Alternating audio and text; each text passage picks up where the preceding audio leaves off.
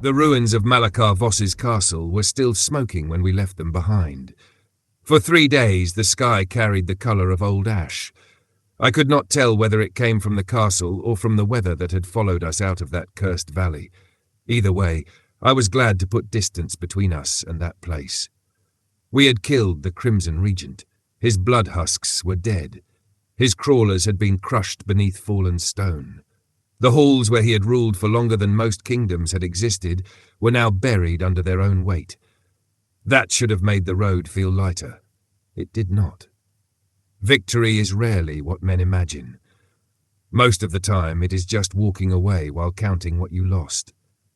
My coat had been cut through in 3 places. One shoulder plate was bent badly enough to scrape my arm whenever I reached for my sword. The blade had held, but there were chips along its lower edge, and the leather around the grip was dark with blood. Silver Fang was in no better condition. His clothes were torn, and the silver fittings on one of his older whips were damaged. Soul Crusher had survived. I expected it to. Relics like that were rarely broken by ordinary violence. Kael carried fewer possessions, but nearly everything he owned had suffered. His cloak was ripped down the back. One boot had split near the heel. The leather guards around his arms were burned from the last fight. None of us complained. We had food for several days, enough water to reach the western roads, and a small iron chest strapped behind Midnight's saddle. Inside it was part of the gold we had recovered from beneath the vampire castle. I had no interest in the rest. Malachar Voss had filled chambers with stolen coins and jewellery. Silver Fang wanted to leave it all beneath the ruins. Kael wanted to burn it. But hunters who refuse every coin usually become corpses with noble intentions and empty packs. We took enough to replace what had been lost and left the rest buried with the man who had stolen it. By the 4th morning the land had begun to change. Black trees and narrow valleys gave way to open grass and low hills. Birds returned. We passed farms again, then shepherds, then the first wagons we had seen in weeks. Kael watched everything closely. He had been quiet since leaving the castle. Not weak, not uncertain, quiet. Kael was quiet because he had reached the end of something that had shaped most of his life. Malachar Voss was dead. The revenge that kept him moving was finished. Now he had to decide who he was without it. I did not ask him.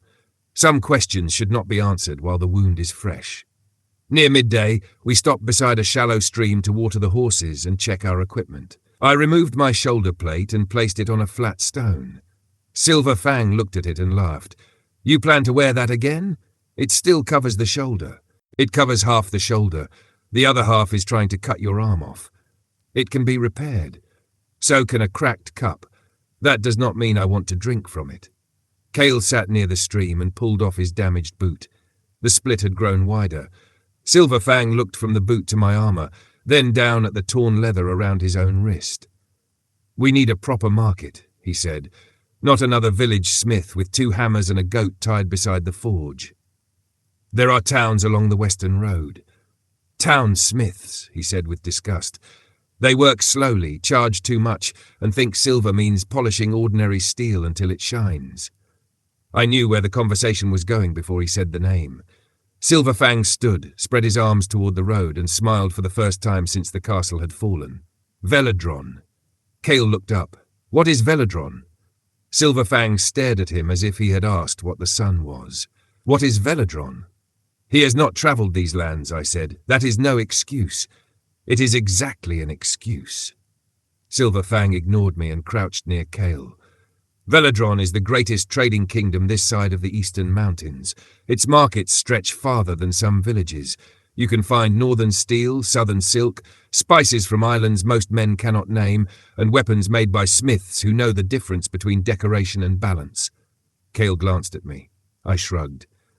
"The port never sleeps," Silver Fang continued.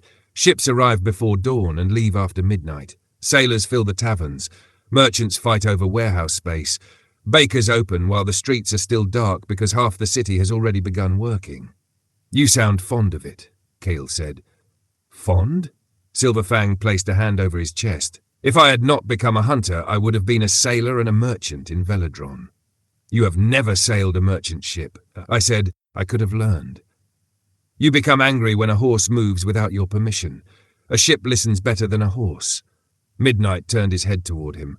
Silver Fang pointed at the animal. You see, he heard me and chose disrespect. Kael laughed. It was the first real laugh I had heard from him since Malachar died. That alone made Velodron worth considering. I looked at the equipment laid across the stones. We needed more than repairs. Our food would not last beyond the next few days. My arrows were low. We had used most of our healing herbs inside the castle, and the remaining bandages had already been washed too many times. Kael needed proper armour, not pieces taken from dead men and tied together with cord. How far? I asked. 4 days if the roads are clear. 5 with the horses carrying weight. 4.5. 5. Then we leave now and make it 4. I began fastening the damaged shoulder plate again. Silver Fang shook his head.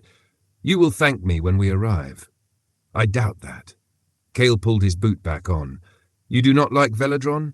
I do not like cities. You do not like people, Silver Fang said.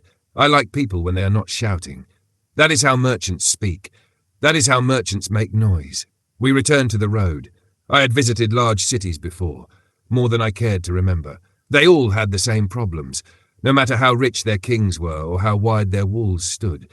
Too many eyes, too many questions, too many men who recognized a title before they recognized the person carrying it. I had spent years making sure most people knew the name Arthur Creed without knowing the face attached to it.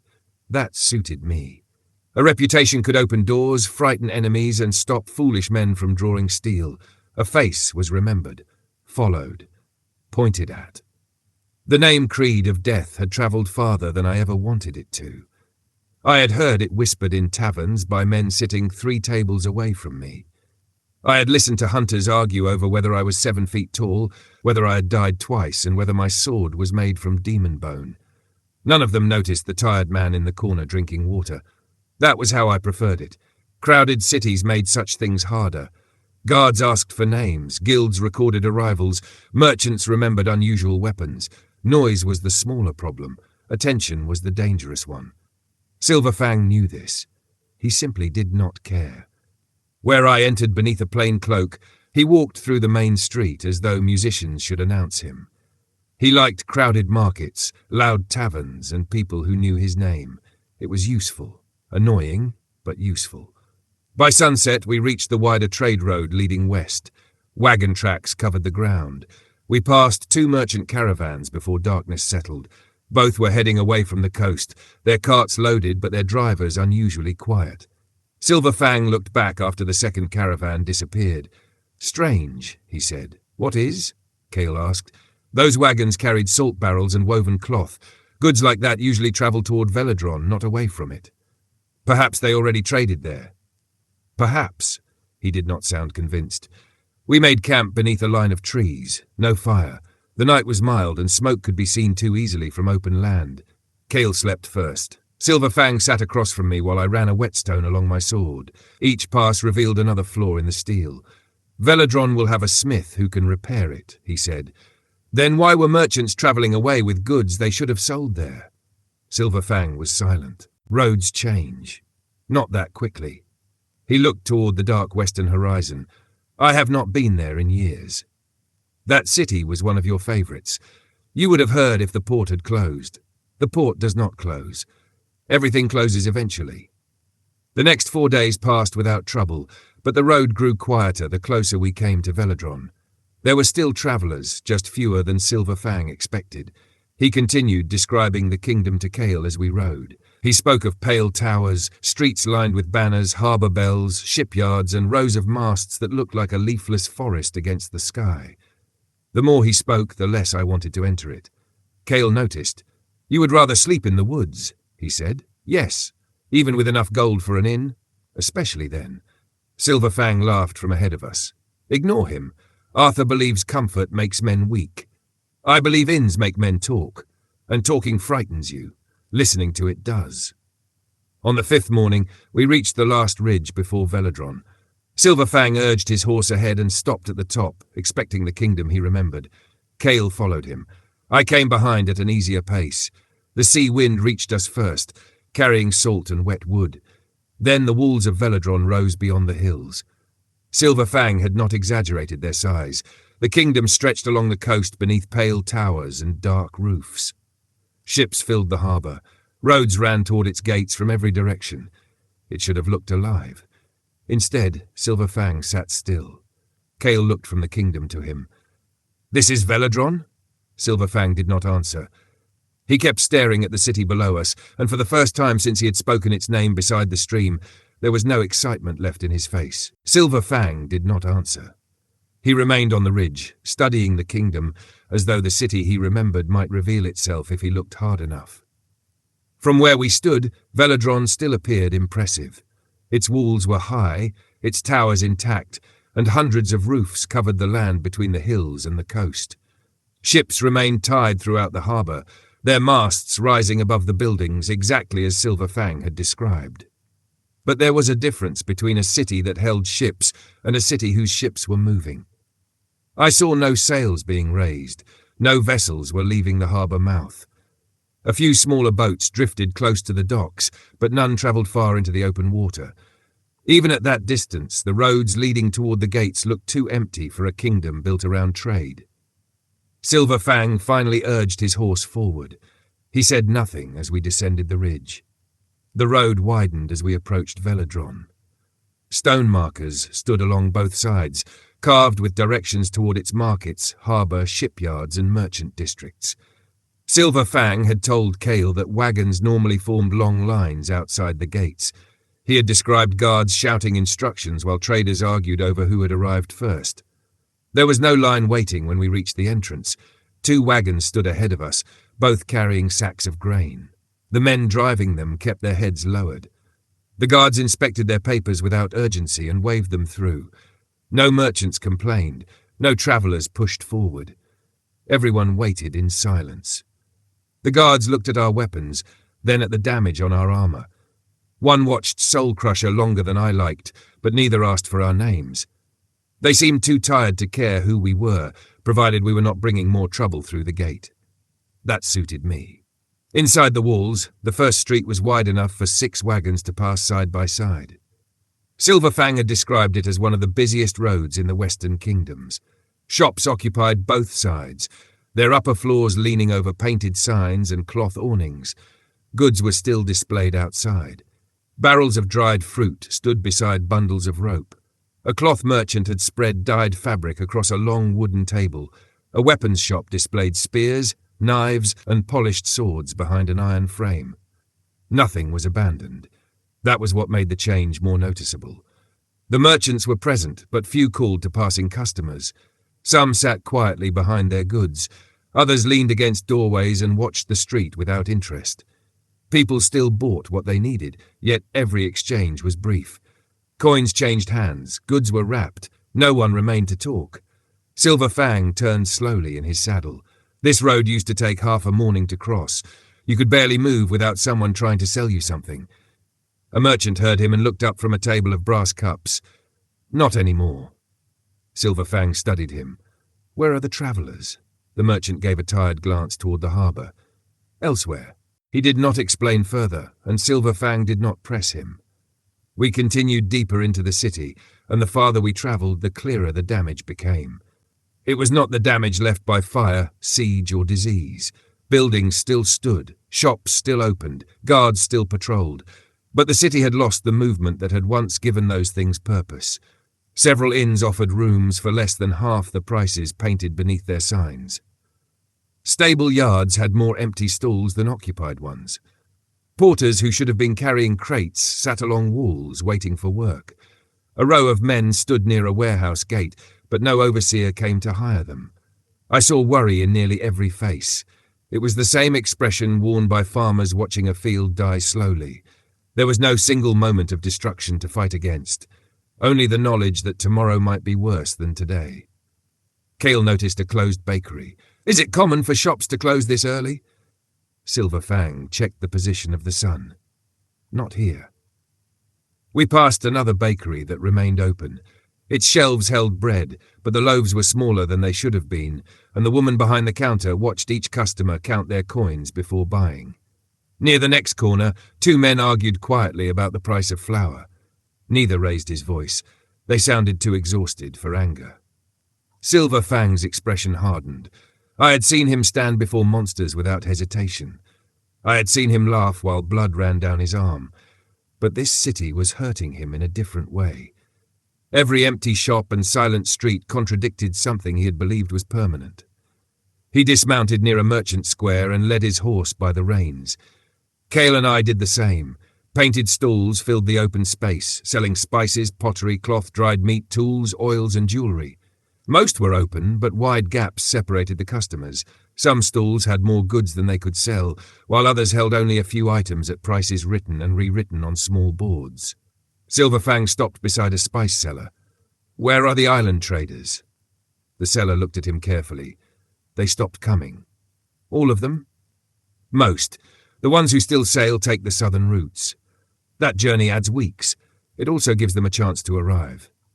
The seller rubbed his hands together, though the day was not cold. "You have been away a long time." "Yes." "Then you chose a poor time to return." We left the square and continued toward the lower city. The smell of salt grew stronger. Warehouses became larger, built from heavy stone with wide doors meant for cargo wagons. Many doors were closed. Others stood open around crates that had not moved in days. I noticed markings from distant kingdoms on several containers. Goods had reached Velodron but had nowhere to go, while other supplies had failed to arrive at all. That was the danger of a kingdom depending on one port. Wealth flowed through it quickly when the routes were open. When they closed, the same roads became empty veins. Kael watched a group of workers moving a single crate from one warehouse to another. "Why move it at all?" "To look occupied," I said. One of the workers heard me but did not object. We reached the shipbuilders' district shortly after midday. The sound of hammers should have been deafening. Instead, only a few strikes echoed between the buildings. Half-built ships rested on wooden frames, their unfinished hulls exposed to the weather. Craftsmen moved around them slowly, repairing old vessels rather than preparing new ones. One shipwright stood beneath a raised hull, staring at a split beam. Silver Fang approached him and asked, "How long has that ship been waiting?" The man glanced upward. 17 days. You could finish it in 5. If there were a captain willing to take it out." Silver Fang looked across the unfinished ships. And the others? Waiting for the same thing.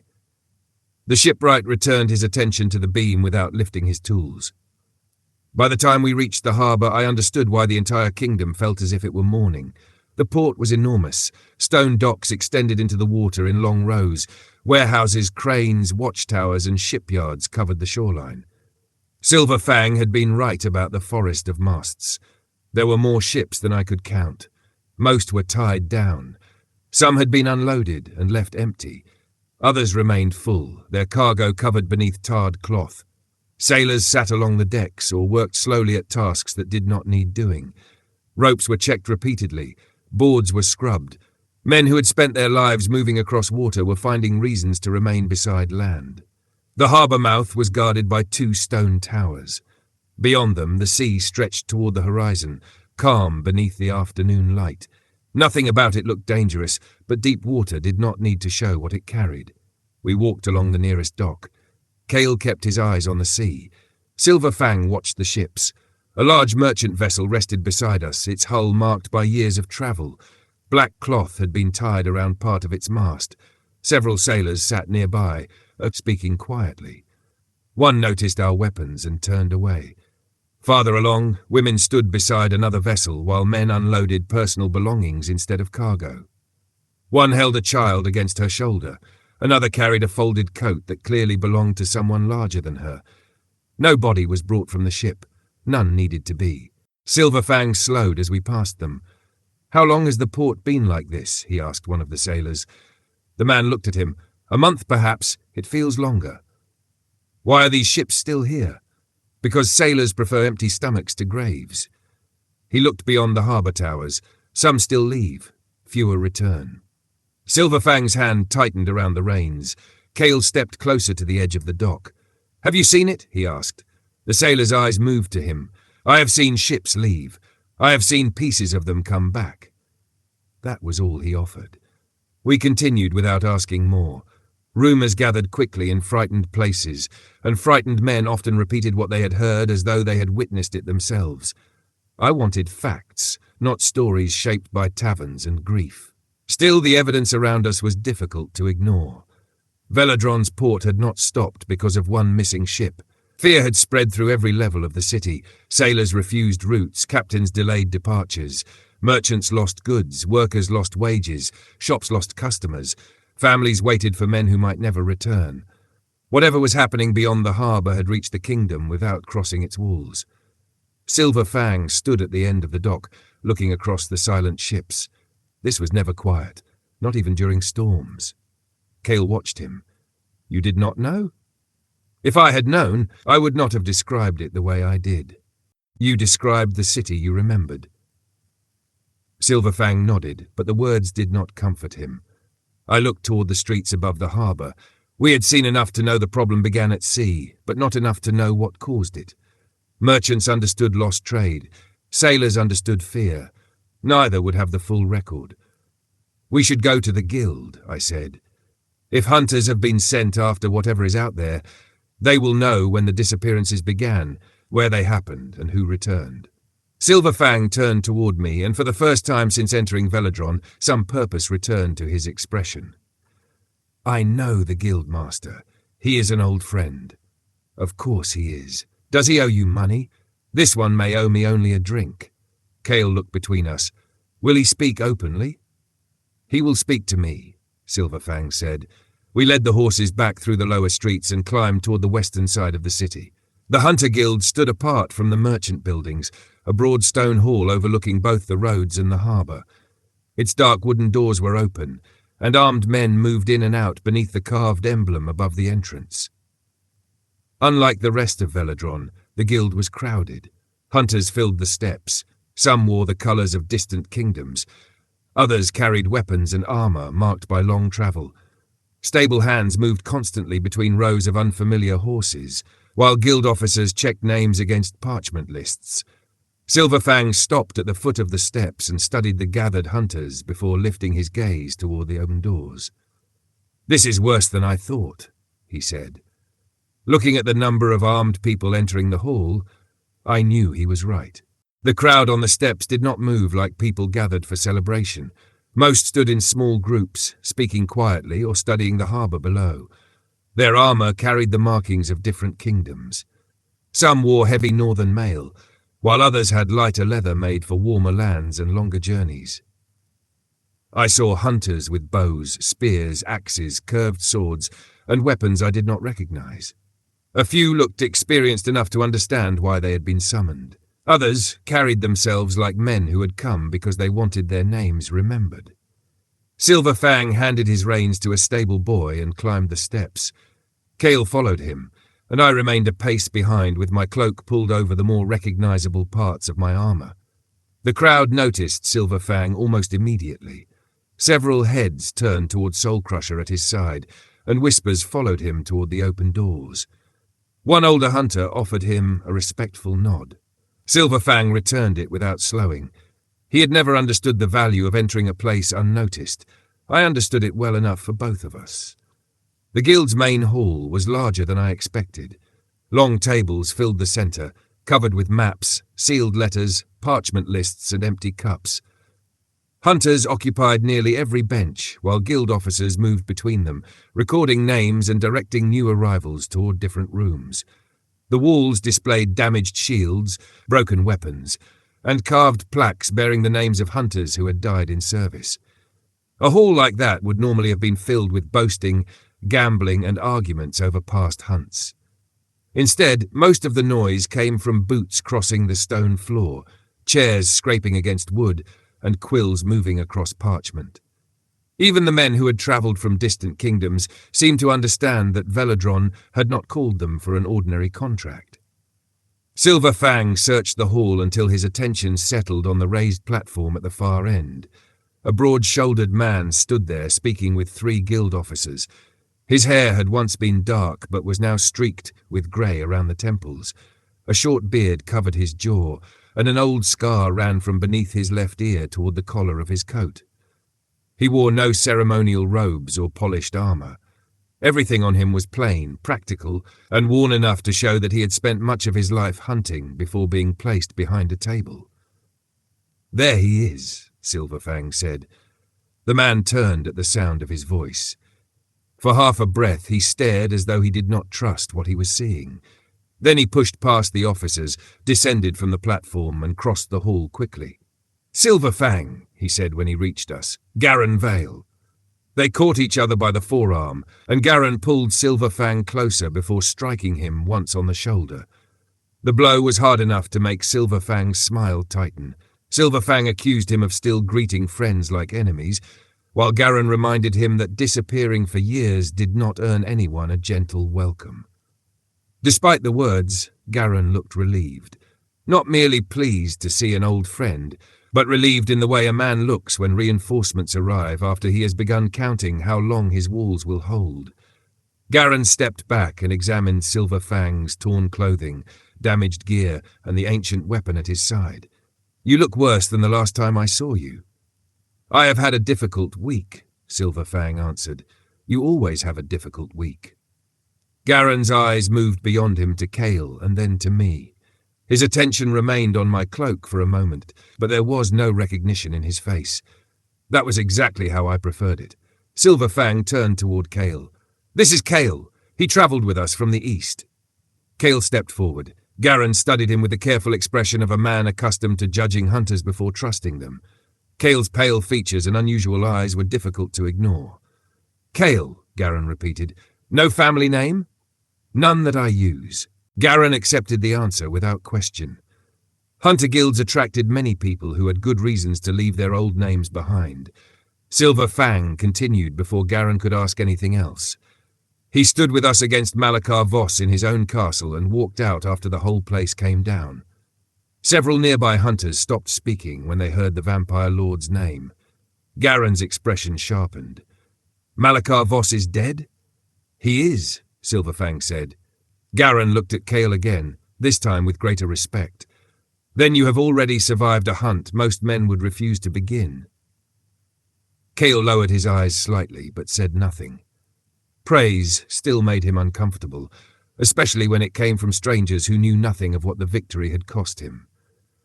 Silver Fang placed one hand on Kael's shoulder and then turned toward me. The satisfaction in his expression warned me that he intended to enjoy the next introduction.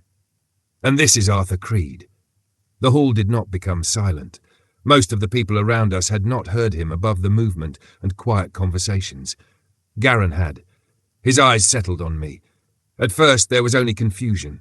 He looked at the plain cloak, the damaged shoulder plate beneath it, and the worn sword at my side. Then the name reached the place in his mind where old stories lived. "Arthur Creed?" he asked carefully. Silver Fang's expression became serious. "The Creed of Death." Garan stopped breathing for a moment. I had seen similar reactions before, though rarely from hunters with his experience. Shock came first, followed by doubt. His eyes moved across my face as though comparing me with a description he had heard but never fully believed. Relief came next, but something close to fear remained beneath it.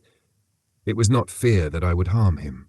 It was the fear of realizing that the stories were real and that the world contained dangers terrible enough to create them. Garan took one slow step closer. "I thought the Creed of Death was a name guildmasters used to frighten young hunters into preparing properly." "Some young hunters require frightening," I said. He continued staring at me before turning towards Silver Fang. "You are serious? I have been telling you he was real for years. You also told me he fought a Wendigo alone for 2 nights. 3 nights, Silver Fang corrected. Garan looked back at me. "And you crossed the Valley of Death and returned?" "I crossed it." "He leaves out the parts that make the story interesting," Silver Fang said. "I leave out the parts you add later." For the first time a short laugh escaped Garan, but it disappeared almost immediately. He glanced toward the harbour windows before facing me again. Some of the tension left his shoulders. "Then perhaps Velodron's fortune has finally changed." "I would not depend on fortune," I replied. "No," Garan said. "I suppose a man with your name would not." He turned toward the officers waiting near the platform and ordered them to clear his chamber, bring food and water, and allow no interruptions unless another ship arrived or a message came directly from the king. The officers obeyed without argument. Garan led us through a side passage into a private chamber overlooking the harbour. A heavy wooden table occupied the centre. Shelves filled with records covered 2 walls, while a large sea map hung across another. Small iron markers had been placed over different areas of the water beyond Velodron. Once the door closed, Silver Fang lowered himself into a chair as though he had visited the room many times before. Kael sat beside him. I remained standing near the map. "You still dislike chairs?" Garan asked. "I dislike becoming comfortable before I understand why everyone else is afraid." His expression became serious once more. "Then I will begin at the start." He filled 4 cups with water, although he left his own untouched. 1 month ago, a cargo ship called the Dawn Mercy was expected to arrive from the north. It carried grain, lamp oil, iron tools and medicine intended for Velodron and several surrounding settlements. It was a reliable ship with an experienced captain. The weather was clear and the sea had remained calm for days. "It never arrived," I said. Garan nodded. "At first, no one panicked. Ships are delayed, winds change, rudders break, captains stop at smaller ports when repairs are needed. We gave it 2 days, then 3. No messenger came and no other ship reported seeing it." He moved to the wall map and touched one of the iron markers. On the 4th day, the Harbour Council sent a search and rescue vessel. 32 sailors, 8 guards, and 2 guild hunters went aboard. They followed the Dawn Mercy's planned route and were ordered to return before nightfall. Silver Fang leaned forward in his chair. "They vanished as well." "Every one of them," Garan answered. "We sent smaller boats along the coast, but they found no bodies, cargo, or wreckage. There was nothing to suggest where either vessel had gone. It was as though both ships had been taken from the surface of the sea." Kael studied the markers placed across the map. "When did the other disappearances begin?" "Soon after. A merchant vessel from the Eastern Islands failed to reach port. Then 2 fishing boats vanished. Several days later, another ship travelling past Velodron never reached the next kingdom. After that, reports began arriving from captains who had changed course because they saw wreckage, unnatural waves, or something moving beneath the water." "How many ships are missing?" I asked. Garan looked down at the table before answering. 11 confirmed, possibly more. Smaller vessels sometimes leave without proper records, and foreign merchants may have vanished before their kingdoms realized they were overdue. 11 ships meant more than missing wood and cargo. It meant hundreds of sailors, guards, merchants, and labourers. It meant grain that would never reach villages, medicine that would never reach healers, and tools that farmers would wait for until their fields failed. Silver Fang's voice became quieter. "What about the ships that survived?" "Most saw nothing. A few heard impacts in the distance or found pieces of broken hull floating where no storm had passed. 3 ships reported something alive in the water." Garan opened a drawer and removed several folded sheets of parchment. He placed them across the table. The statements had been written by different hands. Some lines were clean and carefully formed. Others had been recorded by men whose fingers were still trembling. The first captain described a shadow larger than his ship passing beneath the hull, Garan explained. He ordered every sail raised and changed direction before the creature surfaced. The second vessel returned with damage along its lower side. The crew said something struck them from beneath. They saw part of a back, or perhaps a fin, before it disappeared again. Kael looked from the parchments to Garan. "And the third ship?" Garan hesitated. "It returned without 18 of its men." He unfolded the final statement and held it flat with both hands. They were less than a day from Velodron when the water around their ship began to move. The captain believed they had entered a current, but the sea beyond them remained calm. Something rose beside the vessel. The survivors could not agree on its complete shape. Some described scales, others saw dark flesh and enormous ridges. One sailor claimed its eye was larger than a wagon wheel. Kael's expression changed before Garan finished. He rose from his chair so quickly that the legs scraped against the stone floor. "What did they call it?" he asked. Garan looked directly at him. "A leviathan." The words settled over the chamber. Kael stared at him. "That is not possible. Leviathans belonged to the first seas. They were already gone before most of the old kingdoms were built. Or people stopped seeing them," I said. The records say none survived. Records are usually written by men who were not present when something disappeared. Garan looked between us. Do you believe it could truly be one? I believe frightened sailors use the greatest name they know when they see something they cannot understand, I answered. That does not mean they are lying, but it does not make the name correct. Garan nodded slowly. That is the Guild's conclusion as well. We have no tooth, scale, blood, or body. Nothing that proves a Leviathan is responsible. We have only damaged ships, missing crews, and statements from men who saw parts of something while trying to survive. He placed both hands against the edge of the table. But whatever name we give it, something alive is in those waters. Something large enough to strike a loaded merchant vessel from beneath. Something powerful enough to tear apart ships before they can send a warning. Something dangerous enough that captains from every surrounding kingdom are beginning to refuse our port. Silver Fang turned toward the harbour window and looked at the motionless forest of masts. That is why Velodron feels as though it is dying. Not dead, Garan replied. Not yet. But every day fewer ships arrive. Every day more merchants leave. Food prices continue to rise. Shipbuilders have no orders, dockworkers have no wages, and the villages beyond our walls wait for goods that may never come. He gathered the sailors' statements and pressed them flat against the table. The sea made Velodron what it is. Now something inside that sea is slowly cutting the kingdom's throat. I looked again at the iron markers spread across the map. 11 confirmed disappearances over 1 month, with more likely unrecorded. The attacks were not confined to fishing boats or poorly built merchant vessels. A rescue ship carrying guards and guild hunters had vanished as completely as the first cargo ship. Whatever moved beneath those waters did not choose easy prey. It struck anything that entered its reach. What conclusion has the guild reached? I asked. Not what the sailors believe. What do you believe? Garan leaned over the table. We believe the attacks are concentrated along the northern trade passage. The creature does not remain in one place, but most disappearances happened within the same stretch of sea. We also believe it is moving closer to Velodron. The first ship vanished farther north. The most recent wreckage was found less than half a day from the harbour. And your plan? Garan glanced toward Silver Fang before answering. 5 days ago, I had an audience with King Aldrin. I showed him the records, the survivors' statements, and the losses already suffered by the surrounding kingdoms. I told him that waiting would only give the creature more time to close the passage completely. What did the king say? Kael asked. He ordered the guild to do whatever could be done, but he refused to approve an immediate voyage. He wants more hunters gathered before we sail. His belief is that we may have only one chance to confront whatever is out there, and he does not want that chance wasted by sending an incomplete force. Silver Fang folded his arms. A reasonable fear.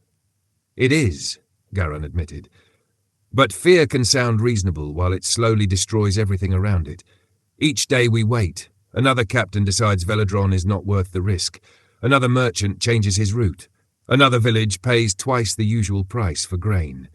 The king sees the danger, but he also sees the names of every sailor and hunter who may die if he gives the order too soon. Garan moved to a shelf and removed a rolled parchment. When he opened it across the table, I saw the seals of several kingdoms pressed into the lower edge. We sent notices to every nearby guild, royal court, and independent hunting company. Velodron supplies more than its own people. The northern villages depend on our grain stores. The western settlements receive medicine and forged tools through this port. Even kingdoms with their own coastlines use Velodron because their harbours cannot hold the larger merchant fleets. So they are being harmed as well, Kael said. They are. Some answered because they understood that. Others answered because the king offered payment. A few came because they heard the word Leviathan and wanted their names attached to the hunt. I remembered the younger men in the main hall and how they carried themselves. Some had likely spent the entire journey imagining songs written about them. How many have arrived? I asked. Most of those who accepted the summons are already here. More than 60 hunters and adventurers, not including the sailors, guards and specialists provided by Velodron. Several groups are still travelling, but they may not arrive for another week, perhaps longer. In a week, more ships may be gone, I said. That is my argument. Garan pointed to 2 drawings beside the map. One showed a broad warship with reinforced sides and high fighting decks. The other showed a smaller vessel built more for carrying supplies than for battle. The main expedition will travel aboard the Crown's Resolve, one of Velodron's strongest warships. It can carry the hunters, a full combat crew, archers, heavy bolts, and enough provisions to remain at sea for several days. A second ship will follow behind with medical workers, replacement supplies, and additional sailors. It will remain outside the area where most attacks occurred. A support vessel, Silver Fang said. Garan nodded. If the warship is damaged, we need somewhere to move the injured. If we find survivors, they will need treatment. Sending one ship alone would leave us with no retreat and no way to carry help without weakening the fighting force. The plan was not foolish. It lacked certainty, but certainty was rarely available before a hunt. They had identified the region, gathered witnesses, called for experienced fighters, and prepared a second vessel outside the danger zone. What they did not possess was knowledge of the creature itself. No one knew how it attacked, how long it remained beneath the surface, or whether ordinary weapons could harm it. "When are you planning to sail?" I asked. "Tomorrow morning, if I can persuade the king." Silver Fang raised an eyebrow. "You said he refused." "He refused 5 days ago before most of the hunters arrived. I intended to request another audience tonight. I would show him the full expedition list and argue that waiting longer offers less protection than leaving now." Garan looked toward me. The relief he had shown earlier was still there, but now it carried expectation. "Then you walked into my hall." I knew what he was asking before he put it into words. "You want us aboard the warship," I said. "I do. Silver Fang's experience alone would strengthen the expedition. Kael survived Malachar Voss's castle and clearly knows more about ancient creatures than most of the men outside this room. And you?" Garan paused. "If I tell the king that Arthur Creed has agreed to sail, he may finally approve the mission." Silver Fang leaned back in his chair. "You are asking before offering us the equipment we came here to purchase." Garan almost smiled. "You have not changed. We travelled 5 days because you once claimed Velodron had the finest equipment halls in the Western lands. It does. The guild stores are full and everything in them can be made available to you. Armour, arrows, medicine, rope, provisions, weapon repairs, whatever can be spared without weakening the expedition." Silver Fang looked at me. The decision was already clear in his face. Velodron had been one of his favourite places long before the sea turned against it. Even without the equipment, he would not have ridden away while the port died. Kael waited for my answer. I considered the map once more. We had come for repairs and supplies, not another hunt, but the road rarely cared what a man intended when he began travelling it. 11 ships were missing. Hundreds of lives had likely been lost. Thousands more depended on the port remaining open. "We will join," I said. Garan released a breath and straightened. "I need your approval recorded before I go to the king. He will not accept a promise carried only by my word." I reached beneath my coat and loosened the leather cord secured against my chest. At its end hung a dark metal seal, small enough to fit inside my palm. I had carried it through every hunt since the society first placed it in my hands. Hunter seals were not ornaments. Each was made from a treated metal known only to the oldest guild forges. Fire did not easily warp it. Water did not erase its markings. Blood, dirt, and years of travel could darken the surface, but the name and rank remained. A hunter's body was not always returned in a condition that allowed a family to recognize it. Claws tore faces away. Fire reduced men to blackened remains. Some creatures left little more than armor, bone, and whatever metal survived. The seal existed so that another hunter could look upon the dead and know who had fallen. Because of that, a seal was guarded more carefully than coin. Losing it meant losing proof of identity, rank, contracts, and service. Stealing one was treated as more than theft. A man caught using another hunter's seal could be executed by the society he tried to deceive. I placed mine on the table. Garan looked down, and the colour left his face for the second time that day. The seal was darker than ordinary guild metal, with a narrow silver edge and an old mark pressed into its centre. Around that mark were the words that had followed me across kingdoms. Arthur Creed. The Creed of Death. Garan picked it up carefully, holding it by the edges as though it carried more weight than its size allowed. His eyes moved over the markings twice. "It is real," he said quietly. Silver Fang gave him an amused look. "Did you think I hired a tired swordsman and taught him to answer to Arthur?" "I believed you. Mostly." "Mostly is not belief." Garan ignored him and looked at me. "I have seen drawings of this seal in restricted guild records. I never thought I would hold it. You are holding it only until the expedition returns." His fingers tightened slightly around the edge. "It will be protected." Silver Fang removed his own seal from beneath his clothing and placed it beside mine. His was bright silver, worn along one side from years of contact with the fittings of his whips. The face carried his name, title, and elite classification. Garan examined it, though without the same disbelief. "Two seals like these may be enough to change the king's mind." "They had better be," Silver Fang said. "I do not hand mine over so often." "For a land hunt, you would keep it," Garan replied. "At sea, every hunter surrenders their seal before departure." Kael frowned. "Why?" "If a hunter dies on land, another member of the party may recover the body or at least the seal. At sea, both can disappear beyond reach. If the ship returns with 20 fewer people, we need an exact record of who boarded and who did not come back." Garan indicated a locked cabinet built into the wall. "Every seal will be recorded, wrapped separately, and secured in the guild vault. Those who return reclaim them. Those who do not—" He did not finish. He did not need to. The remaining seals would tell the story. Garan turned to Kael. "Your seal." Kael did not move. "I do not have one." Garan stared at him. "You fought Malachar Voss without registration?" "I was not a hunter. I was trying to kill the creature that murdered my family." "That explanation describes how many hunters begin." Kael looked toward me, uncertain whether Garan was accusing him of something. "He has never joined a guild or the hunting society," I said. Garan considered this, then reached for a bell on the corner of the table and rang it once. A young guild officer entered almost immediately. "Take Kael to the registry chamber," Garan ordered. "Record his name, origin if he chooses to provide it, weapons and known experience. Then send the order to the seal forge. His registration is to be completed before tomorrow morning." The officer looked from Kael to Silver Fang and then to me. "What classification should be entered?" Garen's eyes settled on Kael. "Newly registered. No earned guild title yet, but note that he survived the fall of Malachar Voss and has been accepted as a companion of Arthur Creed and Silver Fang." Kael rose slowly. "You can issue a seal that quickly?" "Under ordinary circumstances, no. These are not ordinary circumstances." Garan gathered my seal and Silver Fang's from the table, wrapped each in a separate piece of dark cloth and placed them inside a small iron case. "I will take these to the king myself," he said. "By nightfall, Velodron will know whether the Crown's resolve sails tomorrow." Garan left the chamber carrying the iron case beneath his arm. The guild officer led Kael toward the registry rooms, while Silver Fang and I remained beside the table.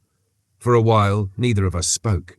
The harbour map still lay open before me, marked with the positions of the missing ships. I moved the iron pieces one at a time, placing them in the order the disappearances had occurred.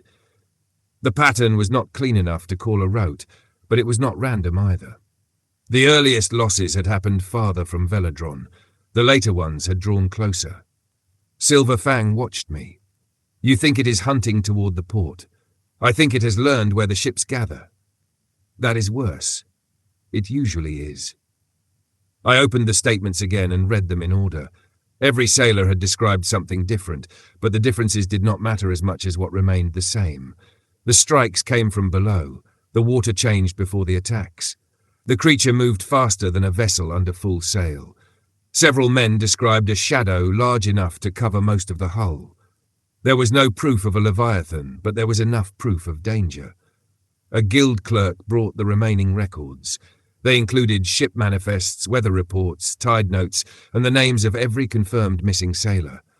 I compared them until the light from the harbour windows began to fade. No storm connected the losses.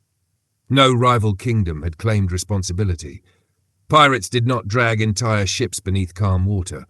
When Kael returned, he carried a strip of parchment bearing fresh registry marks. His expression suggested that the questioning had lasted longer than he expected. "They asked me where I was born," he said. "What did you tell them?" Silver Fang asked. "That I did not know." "And when they asked what you are?" Kael's eyes narrowed. "I told them I was standing in front of them." Silver Fang smiled. A respectable answer. The officer behind him did not look amused. He explained that Kael's seal had been ordered and would be ready before dawn. Until then, his parchment registration would serve as temporary proof that he belonged to the expedition. We left Garen's chamber and entered the main hall again. The crowd had grown. More hunters had arrived while we were inside, and guild officers were now separating them by experience and function. Some were ranged fighters. Others had worked aboard ships before. A smaller number had hunted creatures large enough to require coordinated attacks. Most of them watched Silver Fang as we passed. Whispers followed Soul Crusher. A few recognized his face. Others only recognized the weapon. No one spoke my name loudly, which meant Garen had not yet announced who I was. I preferred it that way. The equipment halls stood beneath the western side of the guild. Rows of weapons, armor, tools, and provisions filled several stone chambers. Silver Fang had not exaggerated their quality. The guild stored more than ordinary swords and shields. There were heavy hooks used against scaled beasts, reinforced rope, broad-headed bolts, weighted nets, and long spears designed to be driven from higher ground. For a sea hunt, most of it looked insufficient.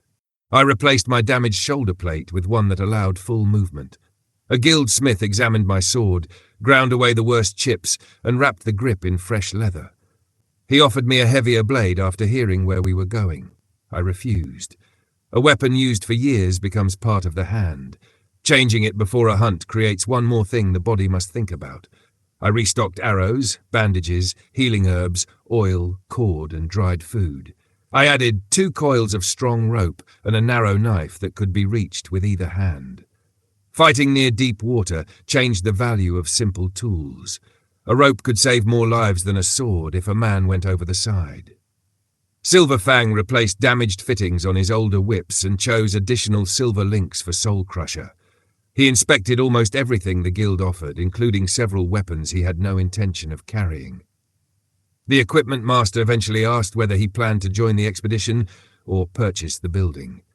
Kael received new boots, hardened arm guards, and light armor that would not slow him. He rejected a heavy breastplate after trying it once.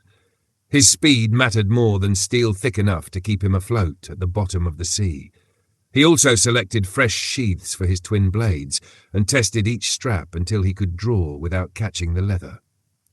By the time we returned upstairs, the sky beyond the windows was dark. Garen entered the hall shortly afterward. Conversation fell away as he crossed toward the platform. The iron case was still beneath his arm, but the tension had left his face. He climbed the steps and looked over the gathered hunters. "The king has approved the expedition," he announced. "The Crown's resolve sails at first light." The hall reacted with a mixture of cheers, prayers, and silence. The youngest hunters struck cups against tables. The older ones checked their equipment. Garen found us after the officers began issuing final orders. "The king examined both seals himself," he said. "He asked 3 times whether you had given your word freely." "And you answered," I asked, "that Arthur Creed does not need to be forced onto a hunt." Silver Fang looked pleased. "Did my seal help?" Garen gave him a tired glance. It helped after the king stopped staring at Arthur's. He explained that the king had approved the voyage on the condition that the support ship remain outside the identified danger zone. The Crown's resolve would carry the main fighting force.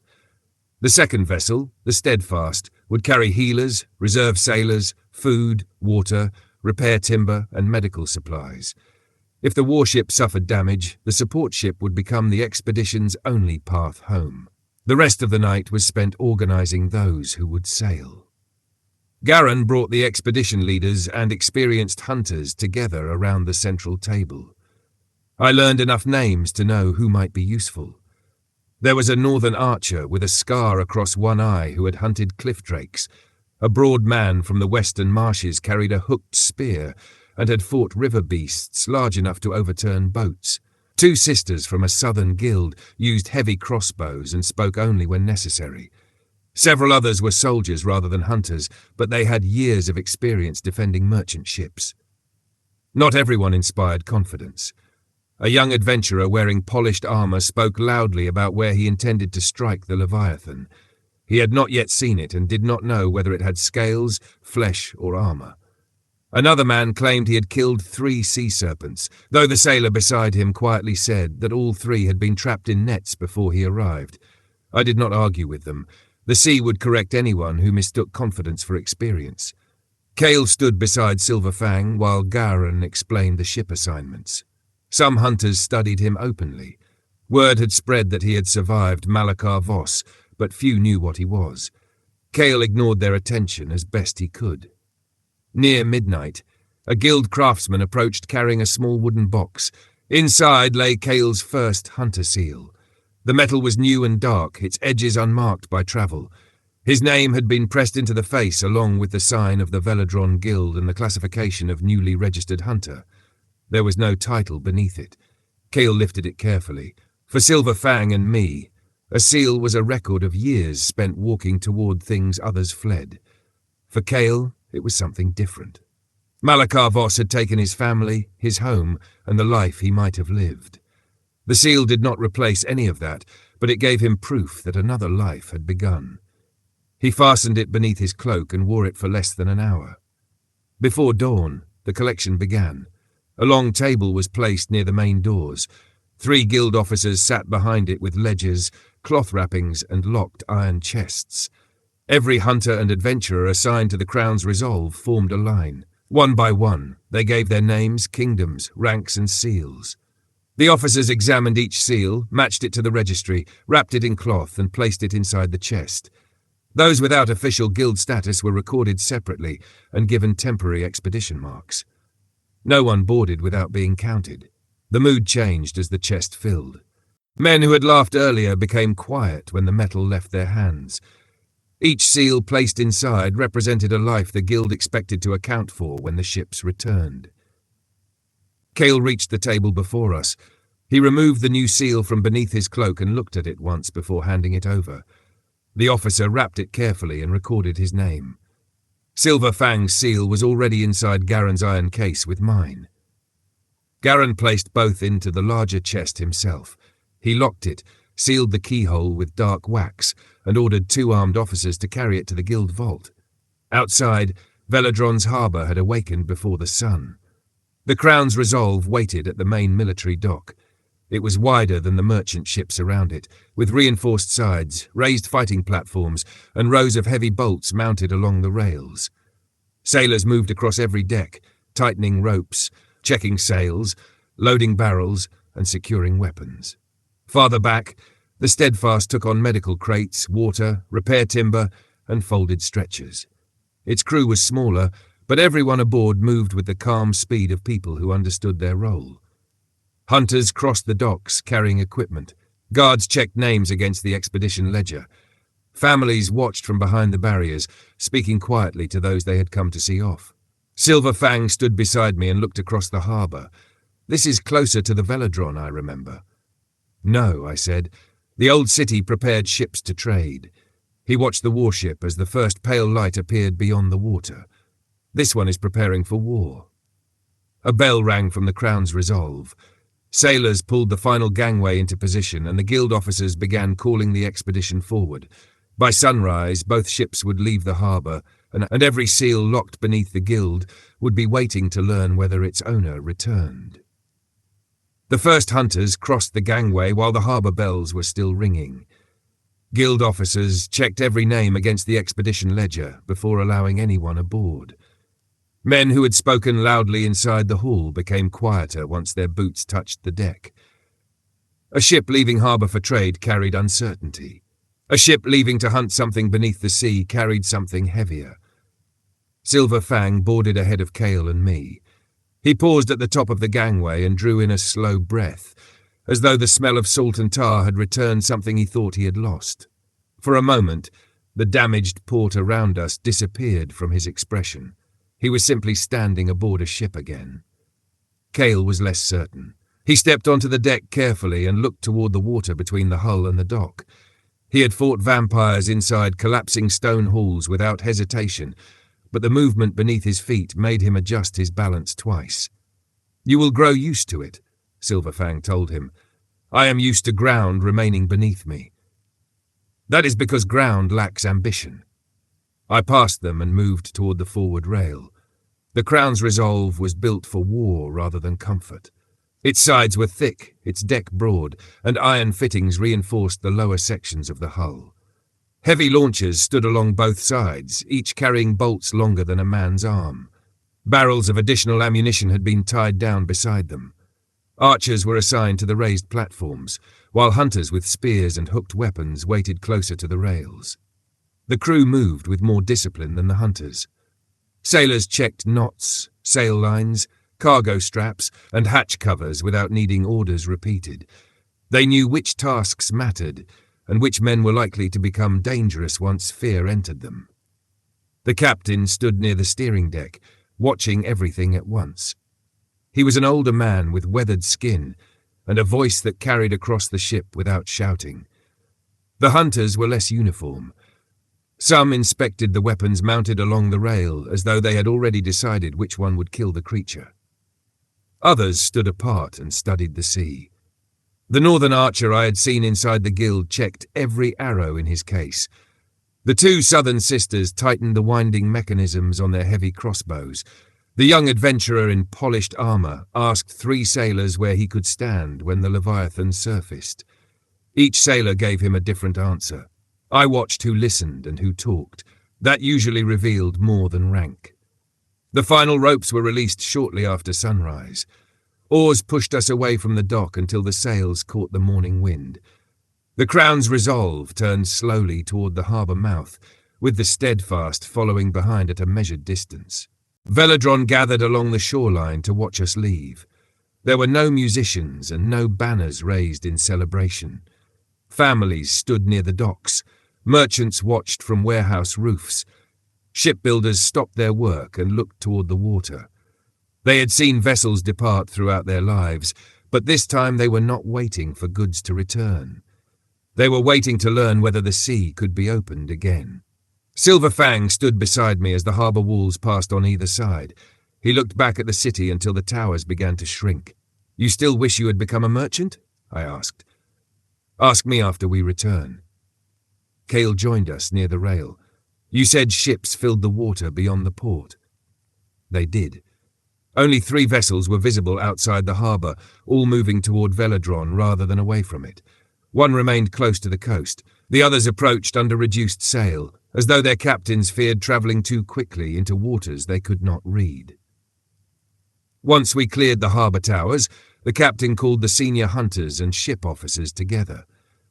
A sea chart had been fixed beneath a leather cover near the central mast. Garan's iron markers had been replaced by dark ink circles showing the confirmed disappearances. The captain placed one finger against the outer edge of the marked region. "The Steadfast remains here. This is the last point where no strike, wreckage, or unusual movement has been reported. She will hold position unless we signal for assistance." "And the Crown's resolve?" one of the western hunters asked. "We continue north into the passage. We follow the route used by the missing rescue vessel, then turn toward the last confirmed wreckage." The young adventurer leaned over the map. "How long before we reach it?" "If the wind holds, late afternoon." He smiled as though disappointed that the creature would make him wait. I looked toward the Steadfast. The support ship carried fewer weapons, but its decks were crowded with water barrels, repair timber, folded stretchers, and medical crates. Several healers stood near the bow, watching the main warship pull ahead. The distance between us increased slowly. It was enough to keep the Steadfast outside the known danger, but not so great that signal flags or smoke could not reach it in clear weather. For the first few hours, the sea offered nothing unusual. The hunters settled into their assigned positions. Some gambled with carved bone pieces, others sharpened blades that were already sharp. The sailors continued their duties and ignored most of them. Kael moved from one side of the ship to the other, studying the water. His senses were better than those of ordinary men, but the sea gave him too much to separate at once. Wind, salt, fish, wet rope, tar, sweat, and the constant movement beneath the hull all competed for his attention. "Can you sense anything?" Silver Fang asked. "Everything. That is not useful." "I know." By midday, Velodron had disappeared behind us. The Steadfast remained visible as a smaller shape against the southern horizon. Ahead, the sea stretched without interruption. The water darkened as we entered the marked passage. It was not a sudden change. The sunlight still reflected across the surface, but the depth beneath us seemed to swallow more of it. The sailors noticed before the hunters did. Conversations stopped. Men who had crossed these waters for years began looking over the rails more often. The captain ordered the sails reduced. No one questioned him. We passed a floating crate shortly afterward. One corner had been smashed inward, and the markings on its side were too damaged to read. A sailor hooked it with a long pole and pulled it close enough for us to examine. The wood had not been burned or cut. It looked crushed. The captain ordered it left behind. Farther north, we found a length of broken mast, then strips of torn sailcloth tangled around a barrel. None of it was enough to identify a ship. The sea carried wreckage across great distances, but the pieces were appearing too close together to be ignored. The polished adventurer stopped smiling. Silver Fang rested one hand near Soul Crusher. Kael watched the water without blinking. Near late afternoon, a lookout shouted from the forward platform. Every hunter turned toward him.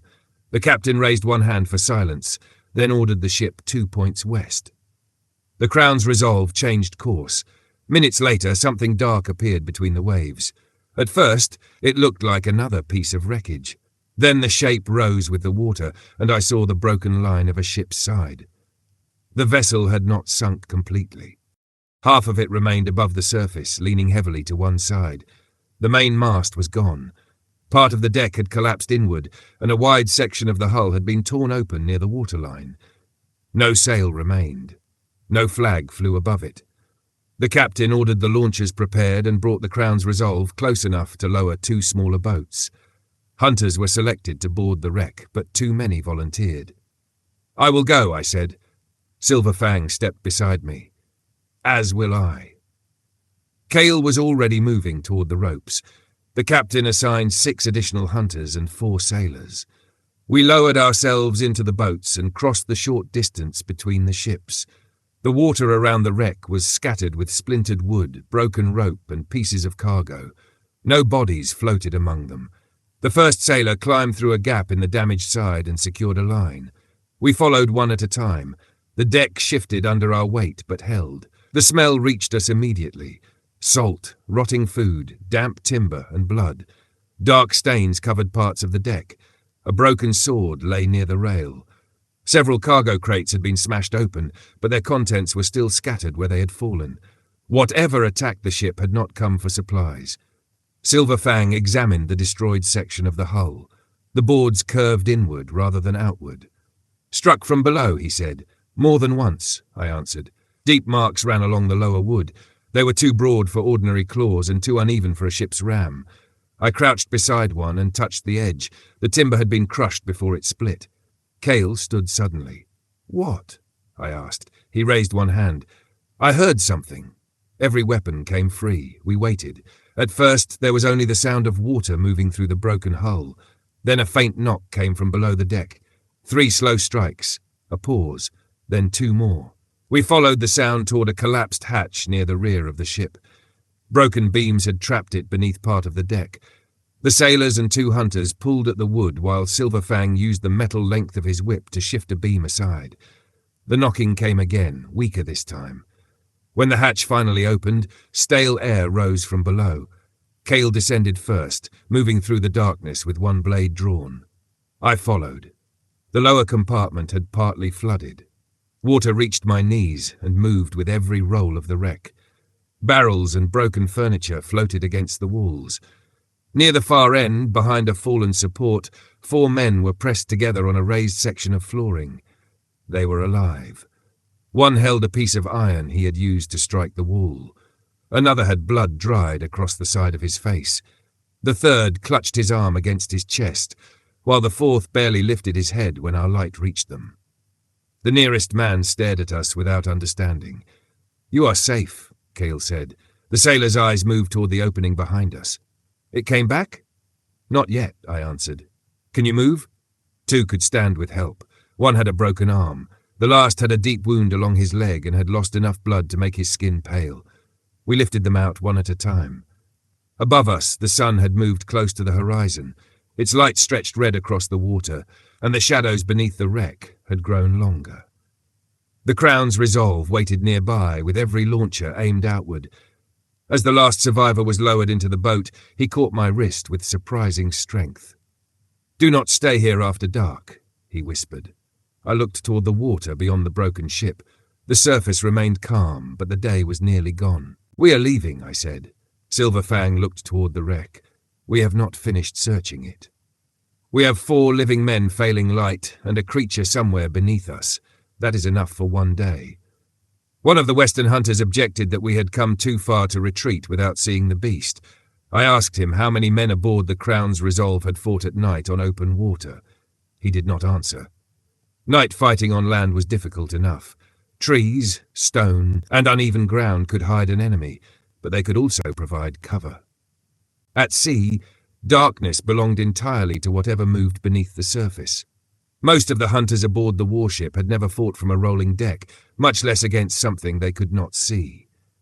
Staying would not prove courage. It would only give the creature every advantage. We returned to the boats with the 4 survivors between us. The injured man with the broken arm was lowered first. The others followed, supported by sailors and hunters. The final survivor kept looking over his shoulder at the wreck, as though he expected the water itself to rise and drag him back. The boats crossed quickly. Once we reached the Crown's Resolve, ropes were lowered, and the survivors were lifted aboard in canvas slings. The medical crew on the warship examined them only long enough to stop fresh bleeding and keep the most badly injured man conscious. The captain met me near the central mast and asked whether I wanted to return south. I told him we were heading back to the Steadfast. He reminded me that we still had some daylight, but I told him it was not enough to fight. We needed to signal the support ship and leave the dangerous region before complete darkness settled over the water. He looked toward the wreck, then toward the fading horizon. Part of him clearly hated abandoning a ship before understanding everything that had happened to it. But he was a captain before he was a hunter. He knew what darkness did to men on unfamiliar water. He gave the order.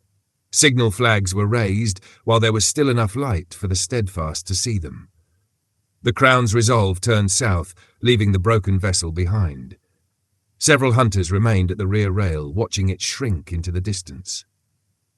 Nothing followed us that we could see. That did not mean nothing followed. By the time we reached the edge of the marked region, the last daylight had disappeared. Lamps were covered so that their glow would not travel far across the water. The Steadfast answered our signals and began moving closer. The 2 ships drew alongside one another at a cautious distance. A narrow boarding platform was secured between them, and the 4 survivors were transferred 1 at a time. The medical crew had already prepared a sheltered section below deck. I crossed with them. Silver Fang and Kael followed. The Steadfast smelled different from the warship. There was less iron and tar and more boiled cloth, clean water, herbs, and bitter medicine. The healers moved quickly without allowing urgency to become panic. They cut away damaged clothing, cleaned wounds, set the broken arm, and wrapped the injured leg tightly enough to slow the bleeding. The 4 men were placed in separate sections of the lower deck. That was not only for their comfort. When people survive terror together, their memories often begin mixing before they realize it. One man says he saw teeth. Another remembers hearing him say it. By morning, both believe they witnessed the same thing. I needed their accounts before fear and conversation shaped them into one shared story. I waited until the healers confirmed that the men were strong enough to speak. Silver Fang and I agreed on the questions we would ask, and then we questioned them separately. The first survivor was the man who had warned us not to remain near the wreck after dark. His name was Thomas Vey, a deckhand aboard the merchant vessel Fair Horizon. He had sailed the Northern Passage for 12 years. I sat beside his cot while Kael remained near the doorway. Thomas was weak, but his thoughts were clear. He said the attack had begun near midday and that the sea had changed before anything struck them. When I asked what he meant, he explained that the water had become completely flat. Waves stopped touching the hull, even though wind still filled their sails. The ship continued moving, but the sea beneath it appeared motionless. Then something hit them from below. Tomas remembered 3 impacts. The first lifted the bow. The second broke open the lower hold. The third turned the ship onto its side. He saw part of the creature after the second strike, a dark back lined with high ridges, longer than the distance between the vessel's bow and its main mast. He did not remember a roar. He described a deep groaning sound that seemed to rise through the hull from beneath them. A collapsing beam trapped Tomas and the other 3 sailors inside a storage compartment above the deepest flooding. The creature struck the vessel again after it began breaking apart, then disappeared. They remained trapped for days, surviving on collected rainwater and spoiled grain from a torn sack. The second survivor remembered 4 impacts instead of 3, but he also described the sea becoming unnaturally calm. After the ship broke, he saw something pass beside the wreck. Its body blocked the daylight entering through the damaged hull for several seconds. The third man had not seen the creature at all. He heard sailors shouting that something was beneath them. Then the deck split and threw him into the lower compartment. He remembered the sound of timber snapping, men falling into the water, and screams that ended one after another. The 4th survivor was barely strong enough to answer. He had been near the stern when the creature surfaced. He described a single eye rising above the water, dark and enormous. It remained visible only briefly, but he believed it had looked directly at the ship before disappearing beneath the surface again. None of the men could describe the entire creature. That made their accounts more believable. When the questioning ended, Silver Fang, Kael, the captain, and I gathered inside the Steadfast's chart room. I placed the 4 statements beside one another and compared every repeated detail.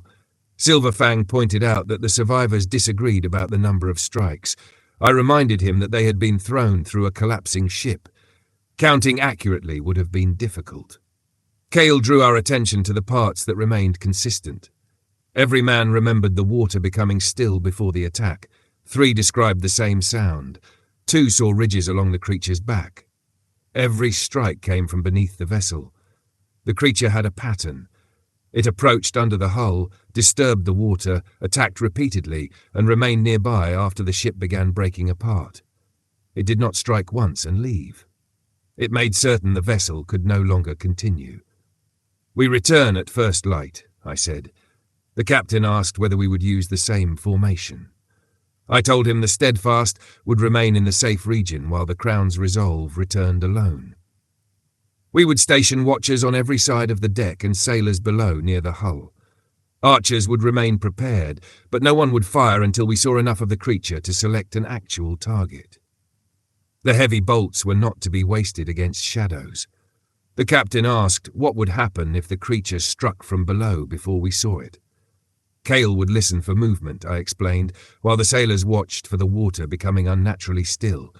Everyone else would brace as soon as either warning was given. Silver Fang looked toward the dark sea beyond the chart room window. "And when it surfaces? Then we learn whether a Leviathan can bleed." The captain left to issue the orders. Hunters returned to the Crown's Resolve in small groups, carrying fresh bolts, rope, drinking water, and repair tools. Anyone too injured to fight remained aboard the Steadfast. The healers continued working below deck while the survivors finally slept. I stood outside until a pale line appeared along the eastern horizon. Across the water, the Crown's Resolve waited with its sails lowered and every weapon prepared. Beyond it lay the dangerous passage, the ruined ship, and whatever had already left 11 vessels beneath the sea. When daylight came, we would go back into its reach. The first light reached the water slowly. At first it was only a pale line beneath the clouds. Then the horizon sharpened, and the dark shapes of both ships returned to view. The Steadfast remained behind us with its sails partly lowered, medical crew already moving across the deck. The Crown's Resolve stood ahead, broad and silent, every launcher loaded and every rope checked twice. We crossed back aboard before sunrise fully broke. The men who had laughed inside the guild were quieter after seeing the broken fair horizon and hearing the survivors. Armour straps were tightened. Arrow cases were opened. Hooks, spears, bolts, and weighted ropes were placed where they could be reached without searching. The captain waited near the central mast. When everyone assigned to the main warship had returned, he ordered the sails raised. The Crown's resolve turned north. Behind us, the Steadfast remained at the edge of the safe region exactly as planned. Its captain raised a signal flag confirming position. If we needed medical help, repair timber, or a place to move the wounded, it would be there. But it would not enter the marked passage unless we called it forward. Silver Fang stood near the forward rail with Soul Crusher coiled beside him. Kael watched the water from the opposite side, his twin blades secured but ready. I moved between the hunters and sailors, checking positions and reminding them of what mattered. No one was to fire at the first shadow. No one was to lean over the rail for a better look. No one was to chase anything that fell into the water. If the sea became unnaturally still, every man was to brace. Some nodded. Others looked offended that I believed they needed instruction. Those were usually the ones who needed it most. By the time the sun cleared the horizon, the support ship had become a smaller shape behind us. The dangerous passage opened ahead. The ordinary water disturbed me. No broken planks floated nearby. No dark shape moved beneath the surface. The sea rose and fell under the morning wind as if nothing had ever attacked a ship there. Men relaxed when danger failed to reveal itself quickly. They began trusting what their eyes gave them. I did not. The captain followed the same route we had taken the previous day. Sailors watched the wind and depth while hunters searched the surface. Every few minutes, Kael moved from one side of the deck to the other and listened. "What do you hear?" I asked him. "Water against wood, sail lines, fish beneath us, too many hearts." "Anything larger?" "Not yet." Near midday, the lookout spotted the fair horizon. The wreck had drifted farther west during the night. Less of it remained above water. The rear section had sunk almost completely, leaving the broken bow and part of the upper deck leaning at an angle. The captain ordered reduced sail. We approached slowly. We already had the survivors and their accounts. The wreck now served only as a marker for where the creature had attacked. The Crown's resolve passed within bow range of it. Everyone waited. Nothing happened. The young adventurer in polished armour moved closer to the rail. Perhaps it left. The northern archer beside him did not look away from the water. Then you should swim back and confirm it. A few men laughed, though without much confidence. We continued past the wreck. The sea changed less than a quarter-hour later. Kael noticed first. He raised one hand and turned toward the port side. The waves touching the hull weakened. Within moments, the water around us flattened. Wind still filled the sails, but the sea beside the ship became smooth and dark, as though a sheet of black glass had been placed beneath us. "Brace!" I shouted. Sailors dropped to secured positions. Hunters grabbed rails, ropes, or whatever had been prepared for them. The captain called for the sails to be loosened, but the first impact came before the crew could finish. The ship rose beneath my feet. The entire forward section lifted, then crashed back into the water hard enough to throw men across the deck. One hunter struck the base of the mast. Another lost his spear over the side. Barrels shifted against their restraints, and a crack echoed from somewhere below. Kael stayed upright by driving one hand against the rail. "Under the bow!" he shouted. The second strike came from the starboard side. This one did not lift us.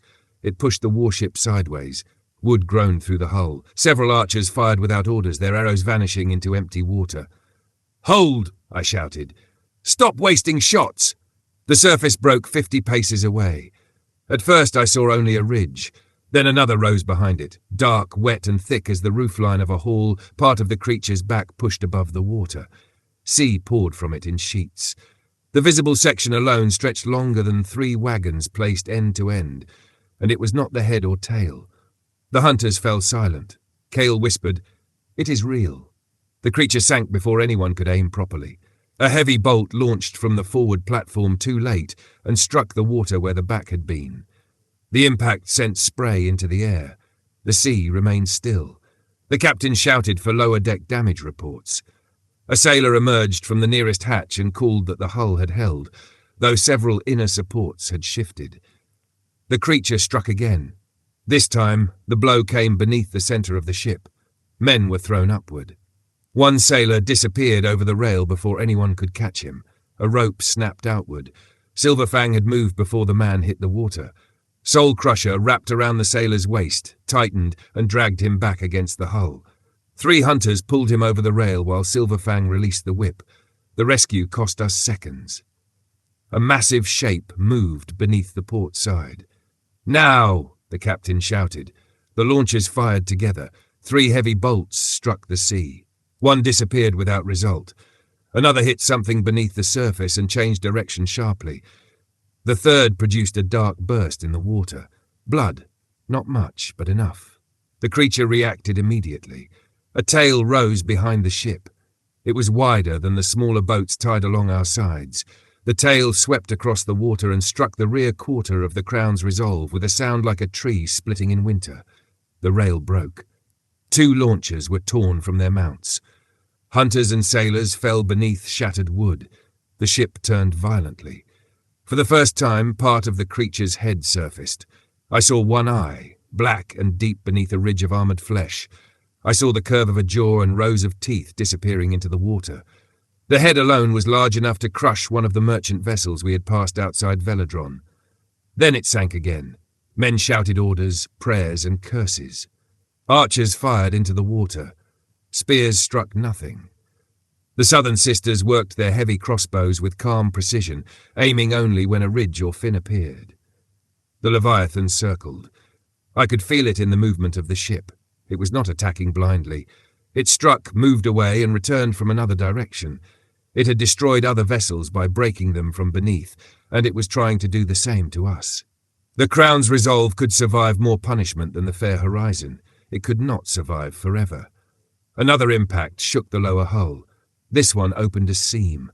Sailors rushed below carrying tools, cloth, and wedges. Hunters assigned to internal defence followed them, ready to hold beams in place if the creature struck again. Silver Fang came beside me. "We cannot keep it under us." "I know." Kael joined us, breathing quickly but focused. "It turns toward the ship every time the launchers fire." "It sees the warship as the threat," Silver Fang said. "No," I answered. "It sees the warship as the prey." I looked toward the smaller boats tied along the sides. They were meant for shore landings, rescue, and movement between ships. Light enough to turn quickly, small enough that the Leviathan would not need to strike from directly beneath to destroy them. Silver Fang followed my eyes. "You want to leave the warship." "I want to pull it away." Kael looked toward the broken field of wreckage farther west. The remains of several old ships had gathered there over years, caught by currents around a line of shallow stone beneath the water. Broken masts, half-sunken hulls, and collapsed decks formed an uneven path across the sea. "The wrecks," he said. "The warship needs distance to fire," I replied. "If we keep the creature close to the hull, the hunters cannot aim without striking us or the ship. We take the smaller boats, make ourselves the nearer target, and draw it toward the wreckage. The hunters aboard stay here and attack whenever it surfaces." Silver Fang's smile returned, though there was no humour in it. "That sounds dangerous." "It is." "Good. I was worried the sea might disappoint me." Kael drew one of his blades and checked the edge. "How do we make certain it follows?" Another violent impact answered him. The Leviathan surfaced near the forward side, its jaw breaking through the water. Hunters fired. Bolts and arrows struck the armoured ridges around its head, but most glanced away. I pointed toward it. "We hurt it." The captain resisted when I told him the plan. He said the smaller boats would be destroyed within moments. I told him they would be destroyed even faster if the Leviathan remained beneath the main ship. The warship's heavy weapons needed a clear target, and the creature had no reason to expose itself while it could attack from below. "You expect 3 men in boats to distract that?" he asked. "Not 3 men." I looked toward the hunters already gathering near the rails. "Every bow, bolt, spear, and launcher aboard this ship will still be fighting. We will only give them something to aim at."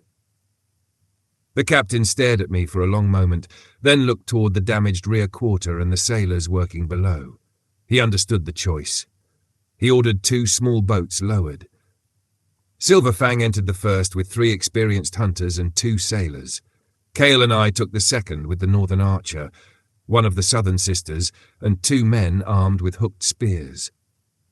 More hunters remained aboard the Crown's Resolve, filling every fighting platform and broken section of rail. The boat struck the water hard. Above us, the warship suddenly looked much larger. The damage along its side was clear from this angle. Splintered boards floated nearby, and dark water moved through a crack near the rear hull before sailors forced it closed. We pushed away. The Leviathan did not follow immediately. The Crown's Resolve fired another heavy bolt into the water near its last position. A ridge surfaced beyond us. Silver Fang stood in the smaller boat and uncoiled Soul Crusher. "Now would be a good time to become interesting," I told him. He struck the sea. The relic changed as it moved. Silver edges opened along the whip's length, and the tip drove into the flesh behind the Leviathan's exposed ridge. Silver Fang pulled with both hands. The creature turned. The water between us rose. "Row!" I shouted. Both boats moved west toward the wreckage field. Behind us, the Leviathan surged after them, its back breaking the surface in long sections. Hunters aboard the Crown's Resolve fired as soon as it cleared the warship's hull. Arrows darkened the air. Heavy bolts struck the water around the creature, and one buried itself deep enough to remain visible. The Leviathan roared. The sound did not come only through the air. It travelled through the boats and into my bones. A wave rose behind us. The first boat climbed it and nearly overturned. Silver Fang kept his feet while the sailors fought the oars. Our boat followed, struck the crest, and dropped hard into the hollow beyond. Ahead, the old wrecks spread across the water. Some were little more than ribs of timber. Others still held parts of their decks above the surface. Broken masts leaned between them like fallen trees. Narrow channels ran through the wreckage where smaller boats could pass.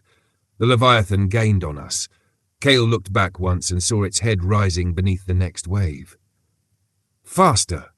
The sailors drove the oars down. Hunters aboard the Crown's Resolve continued firing from behind, their weapons striking the creature whenever it surfaced. We had drawn it far enough from the warship that the ship could attack without hesitation. That had been the purpose. The warship remained the blade at our back. We were the hands forcing the Leviathan to look the wrong way. The first broken hull rose ahead of us. I stood as our boat approached it and drew my sword. "Leave the boats when I do," I said. "Once we enter the wreckage, keep moving.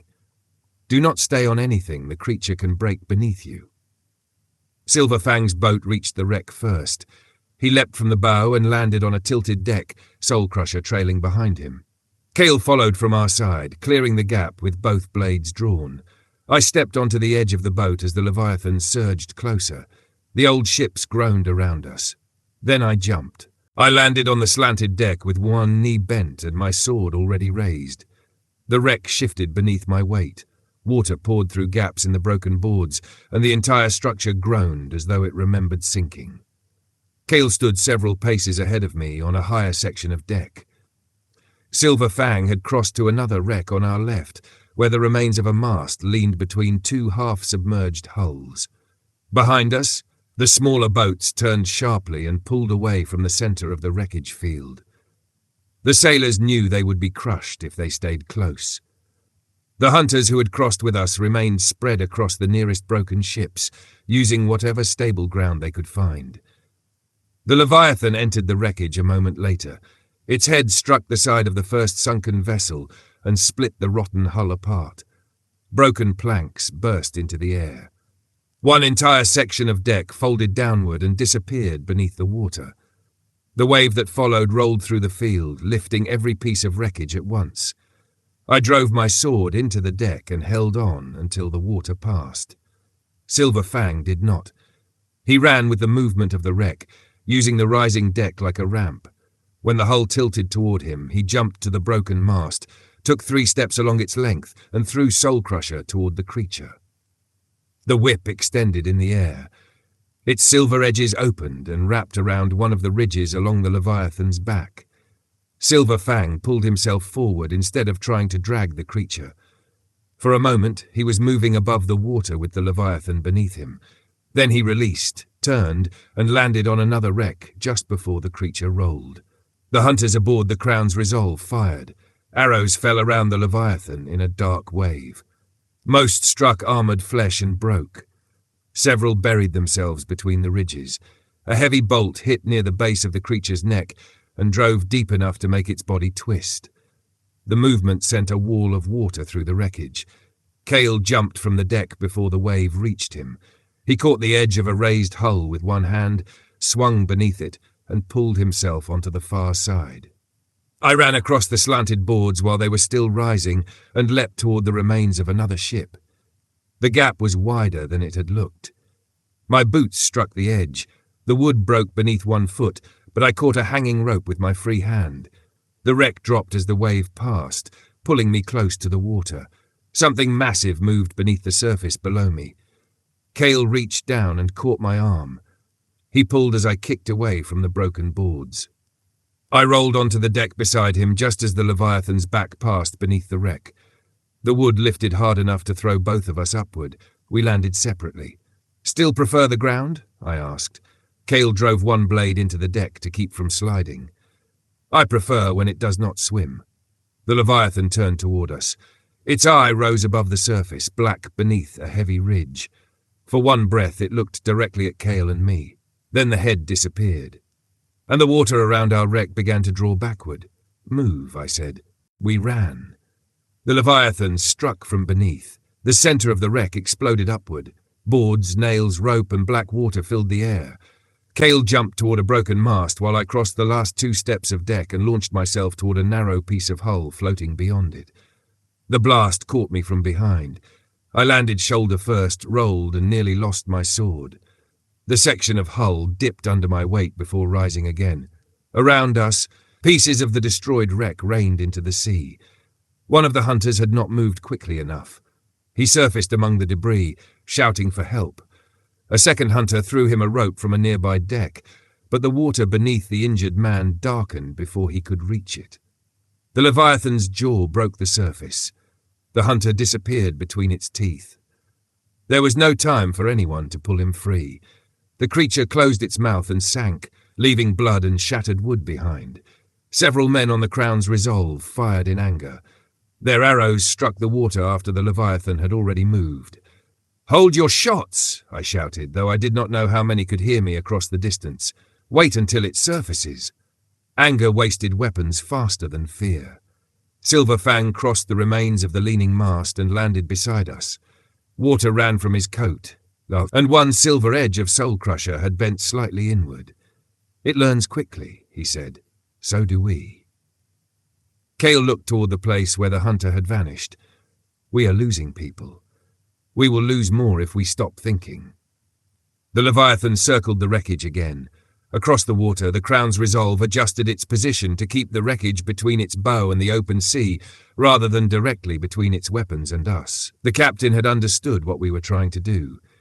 Instead of chasing the Leviathan into the field, he held the warship where the launchers could cover the widest section without grounding the hull among the submerged stone. The remaining hunters had divided themselves along both rails. Archers watched for the ridges. Spear hunters stood beside the smaller boats in case the creature tried to circle back toward the ship. Every time part of its body surfaced, someone marked the position by shouting the direction rather than firing without sight. A hunter on a broken section of wreckage raised his bow as the shadow passed beneath him. The Leviathan struck before he released. The deck lifted, throwing him and another man into the water. One of the small boats turned toward them immediately. Ropes flew from both sides, and the sailors pulled the first hunter aboard. The second man vanished beneath a rolling piece of hull. Kael changed direction to reach him, but I caught his arm. Too late. The wreckage rolled again. Blood rose through the gaps. Kael looked at the place for half a breath, then forced himself to move. There would be time to count the dead only if we survived long enough to return. A heavy bolt passed over us and struck one of the Leviathan's exposed ridges. The iron head broke through and the shaft remained standing above the surface as the creature turned. That gave every hunter in the field a visible mark to follow. Silver Fang pointed toward it. At least now we know which end is angry. All of it, I said. The marked ridge sank and the sea closed over it. This time, the Leviathan stayed farther beneath the surface. We could track it only by the movement of debris and the shifting shadows under the water. The hunters on the warship held their fire. Sailors worked the Crown's Resolve into a better angle, keeping its undamaged side toward the wreckage field. The two small boats remained beyond us, moving between the warship and the edge of the field. The sailors aboard them carried ropes and waited for anyone forced into the water. I moved toward the highest piece of remaining deck and studied the channels between the wrecks. The field had been shaped by years of current and storms. Larger hulls had settled over shallow stone, while smaller remains drifted around them. The Leviathan could move beneath most of it, but the deepest wrecks forced it to turn. That was why it had destroyed the first ships instead of passing straight through. "It needs the channels," I said. Silver Fang followed my gaze. "Then we choose where it comes up." I pointed toward a narrow opening between two heavy wrecks. One was an old warship with part of its lower hull still resting against submerged rock. The other had rolled onto its side, leaving a wall of broken timber above the water. The gap between them was wide enough for the Leviathan's head, but not its full body. If we stay ahead of it and move through there, it will either surface or turn beneath the stone. Kael looked toward the Crown's Resolve, and if it surfaces, the hunters can fire. If they are watching. Silver Fang lifted Soul Crusher. They will watch. We separated. Kael moved right, jumping from a broken railing to the remains of a cargo deck. Silver Fang crossed left using his whip to pull himself between two masts. I stayed in the center and struck my sword against the wood. The sound travelled across the water. The Leviathan changed direction. I saw the shadow turn beneath me. Now! We ran toward the narrow channel. The wreckage shifted under every step. Some boards held, others broke without warning. I crossed one gap by stepping onto a floating door, using it only long enough to jump again. Kael moved faster on the right, his lighter armour allowing him to clear sections I had to go around. Silver Fang used Soul Crusher as a line, wrapping it around beams and pulling himself across the widest spaces. The shadow followed. Water rose behind us as the Leviathan gained speed. I reached the old warship first. Its deck leaned toward the channel, covered in broken ribs of wood and rusted iron fittings. I climbed over the remains of a collapsed cabin and looked back. The Leviathan struck the wreck Kael had just left. The entire hull spun sideways.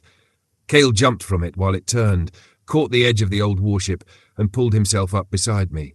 Silver Fang landed on the opposite wreck. The creature entered the channel. Its head surfaced between us. This time, the hunters were ready. The Crown's Resolve fired every launcher that had a clear angle. 4 heavy bolts crossed the water. 1 struck the wreck, 2 hit the armoured side of the Leviathan's head and shattered. The 4th drove into the softer flesh behind its jaw. The creature rose higher in pain. Archers released together.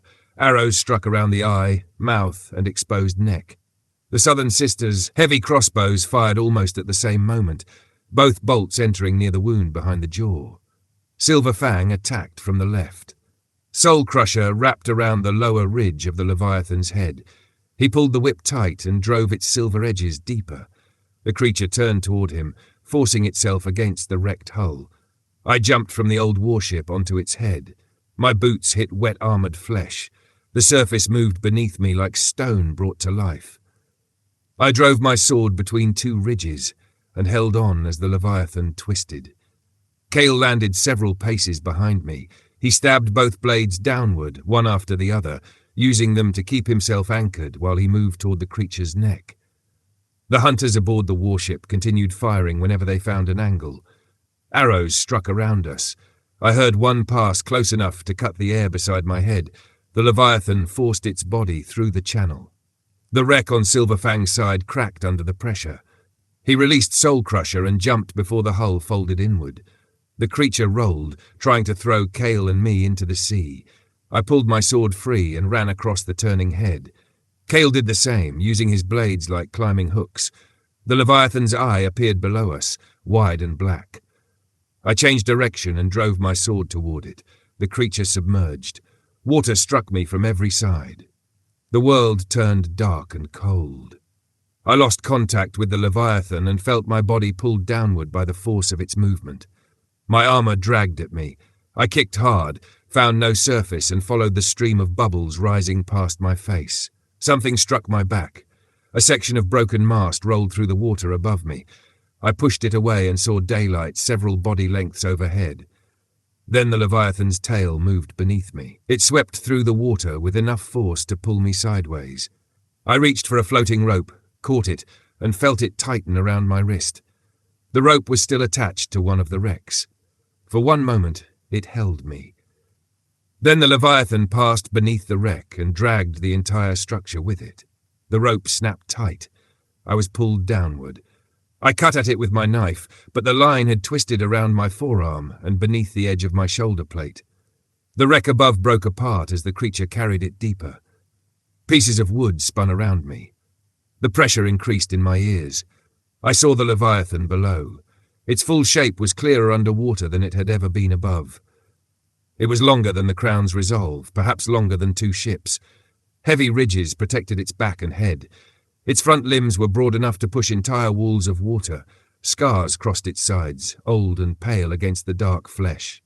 It turned one eye toward me. The rope pulled me closer. I stopped fighting the line and used it. Instead of cutting away, I braced both feet against a sinking beam, waited until the wreck shifted, and severed the rope where it crossed the wood. The remaining length stayed wrapped around my arm, but I was free of the wreck. The Leviathan turned upward. Its movement caught me in the current beside its head. I drew my sword and drove the blade into the softer flesh behind the jaw. The steel entered halfway. The creature twisted, carrying me with it. I held on. Blood spread through the water in a dark cloud. The Leviathan thrashed. Its head struck part of the sunken warship and broke through the remaining deck. The impact tore my sword free and threw me backward into a tangle of beams. My lungs began to burn. I pushed away from the wreck and kicked toward the surface. But the creature moved above me. Its body blocked the light. The water forced me down again. Then a silver line cut through the darkness. Soul Crusher wrapped around one of the Leviathan's ridges. Silver Fang followed it into the water. He had tied the other end around his forearm. The whip pulled him through the current until he reached the creature's side. He planted both boots against its flesh and drove a short blade into the wound I had opened. Kael entered from above a moment later. He did not fall like an ordinary man. He angled his body directly toward the Leviathan. Twin blades held close until he reached it. Then he opened both arms and struck. His blades cut across the softer tissue beneath the jaw. The Leviathan convulsed. All 3 of us were thrown apart. I struck the remains of a submerged mast and lost the last of the air in my lungs. Bubbles escaped past my face. The surface was somewhere above, hidden by wreckage and the moving body of the creature. Kael reached me first. He caught the back of my armour and pulled me upward. Silver Fang released Soul Crusher from the Leviathan and kicked toward us. We reached a pocket of air trapped beneath the tilted hull of an old ship. My head broke the surface inside the wreck. The air smelled of rot, salt, and ancient wood, but it was air. Kael surfaced beside me. Silver Fang came up last, breathing hard. The pocket was narrow. Broken beams surrounded us, and the underside of the hull pressed close overhead. Water moved violently around our shoulders as the Leviathan circled outside. Silver Fang wiped water from his face. You could have warned us before going under. I was pulled. That is less impressive. Kael listened through the wood. It is still close. The wreck shook. A deep impact travelled through the hull. Boards cracked above us. The pocket of air shrank as one side lowered into the water. We cannot stay here, I said. Silver Fang looked toward the dark opening below. We cannot breathe out there. We will not need long. The Leviathan struck again. The hull split. Water rushed into the pocket, and the 3 of us were forced apart. I took one breath before the wreck collapsed around us. We went back beneath the surface. This time we moved together. Kael swam above and slightly ahead, where his speed allowed him to change direction quickly. Silver Fang remained to my left. Soul Crusher shortened and wrapped around his arm so the current could not carry it away. I kept my sword close to my body and followed the blood cloud drifting from the wounds beneath the creature's jaw. The Leviathan was no longer circling. It was coming directly toward us. Its eye appeared first through the dark water, then the ridges around its head. The wounds we had opened bled heavily, but they had also made it angrier. Its front limbs pulled through the sea, driving its body forward with terrifying speed. Kael moved right. Silver Fang moved left. I stayed in front of it. The Leviathan opened its mouth. The mouth opened wider than the gate of a fortress. Rows of teeth curved inward through the darkness. Some were long and narrow. Others were thick enough to break bone without needing to bite twice. Behind them, the Leviathan's throat pulsed with every movement of water it drew inside. I did not try to swim away. The current created by its mouth had already caught me. Fighting it would only turn my body sideways and leave me helpless between the teeth. I pulled my sword close against my chest, angled the blade forward, and let the creature take me where it believed I was weakest. Kael changed direction above me. Silver Fang drove Soul Crusher toward the Leviathan's upper jaw, but the water dragged both of them back. I saw Kael's hand reach toward my shoulder before the darkness closed between us. The first row of teeth passed on either side. One struck my shoulder plate and tore it away. Another scraped across my back, cutting through cloak and leather without reaching deeply enough to stop me. Then the jaw closed behind my boots and the world became heat, pressure, and black water. The Leviathan swallowed. I was thrown against flesh hard enough to drive the air from my chest. My sword struck something soft and sank several inches. The creature convulsed around me. Water and blood rushed through the narrow space, dragging me deeper toward the throat. I tightened both hands around the hilt. The walls around me were not armored. The ridges and scales that protected the creature from arrows and bolts existed only on the outside. Within there was muscle, veins, and flesh that had never needed protection from anything capable of reaching it. That was the mistake it made. It thought swallowing me had ended the fight. I pulled the sword sideways. The blade opened the flesh around it. The Leviathan's body contracted, crushing me between two walls of muscle. My ribs burned under the pressure. The remaining rope around my arm caught on a fold inside the throat and pulled tight. I used it to anchor myself. The creature tried to force me down. I planted both boots against the opposite wall, drew my sword free, and drove it in again with everything I had. Blood exploded across my face. The Leviathan twisted so violently that I lost all sense of direction. Its throat closed around my legs, then released. Water surged deeper. I cut upward, following the movement of the muscle toward what I believed was the side of its neck. The sword met resistance, then broke through. A powerful pulse struck the blade, an artery. I drove deeper and tore the wound wider. The creature's agony moved through its entire body. The sound it made was not a roar I heard through my ears. It travelled through the flesh around me, through the sword, and into my hands. The Leviathan began rising. Pressure changed. Water rushed backward around me. The throat contracted again, but this time it was not trying to swallow. It was trying to remove me. I pulled the sword free and struck once more before the muscles forced me upward. My blade opened another line along the inside of its throat. More blood filled the water until I could taste iron through clenched teeth. The current reversed. I was thrown toward the mouth. The jaws opened and daylight appeared through red water. The Leviathan erupted from the sea. Its head rose above the wreckage field, carrying half its neck into the open air. Water poured from its armoured ridges. Blood streamed from its mouth and from the wounds Silver Fang and Kael had cut beneath its jaw. Then it spat me out. I came through its teeth with my sword still in both hands.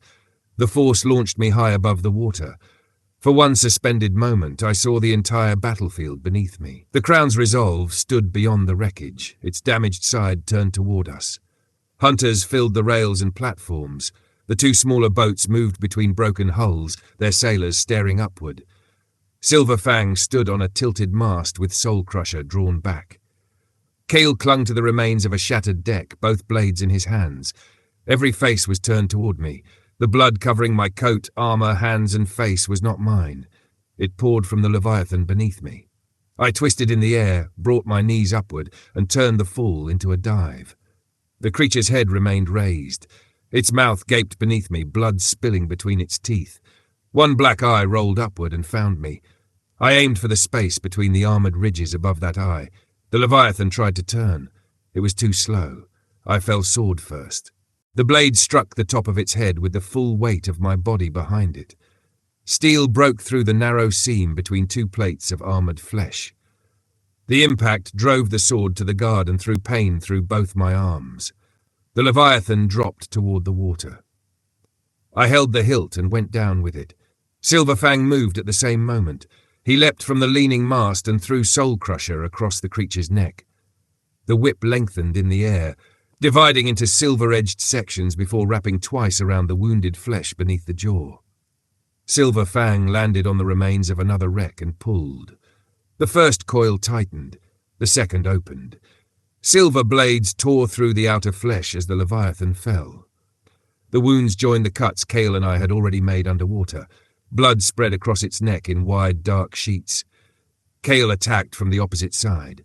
He ran along the broken deck, jumped from the end and landed against the creature's lower jaw. One blade struck first and held him in place. The other cut repeatedly through the torn flesh near the throat. He did not attack with hesitation or careful restraint. He tore into the Leviathan with the fury of someone who had spent too much of his life watching monsters believe size made them untouchable. The creature crashed back into the sea. The impact buried all three of us beneath a wall of water. My sword remained inside its skull. I held on while the Leviathan rolled. The current tried to tear me free, but I wrapped one arm around the hilt and drove my knee against the ridge beside it. Silver Fang's whip stayed locked around the neck. The wreck beneath him broke, dragging him into the water, but he did not release. Soul Crusher tightened as the creature moved, cutting deeper with every turn. Kael lost one blade when the jaw struck the surface. He caught the remaining weapon in both hands and drove it beneath the lower edge of the creature's mouth. The Leviathan surged upward again. Its front limb struck a wreck and threw half the hull toward the Crown's Resolve. Hunters scattered as broken boards crashed into the water near the warship. The captain kept the vessel steady and shouted for every remaining launcher to aim at the head. I looked toward the warship and raised one blood-covered hand. The captain understood. "Fire!" The Crown's Resolve answered as one. The surviving heavy launchers released their bolts. Archers filled the air behind them. Crossbow strings snapped from both rails. Spears fitted with weighted lines were thrown from the smaller boats and the forward deck. The first heavy bolt struck the Leviathan's shoulder and broke against the armour. The second entered the open wound behind its jaw. The third hit beside Silver Fang's whip and drove through the flesh already torn apart by the silver blades. Arrows fell across the creature's head and neck. Many shattered. Enough found openings. The Southern Sisters fired together. One bolt entered the Leviathan's damaged eye. The other struck the seam around my sword. The creature convulsed. My blade moved deeper. The Leviathan plunged beneath the surface, taking me with it again. This time, the movement lacked control.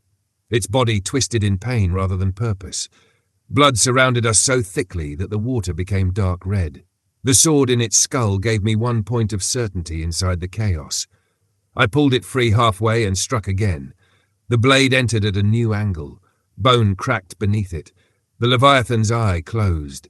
Its mouth opened underwater, releasing a cloud of blood, air, and broken pieces of timber it had swallowed during the fight.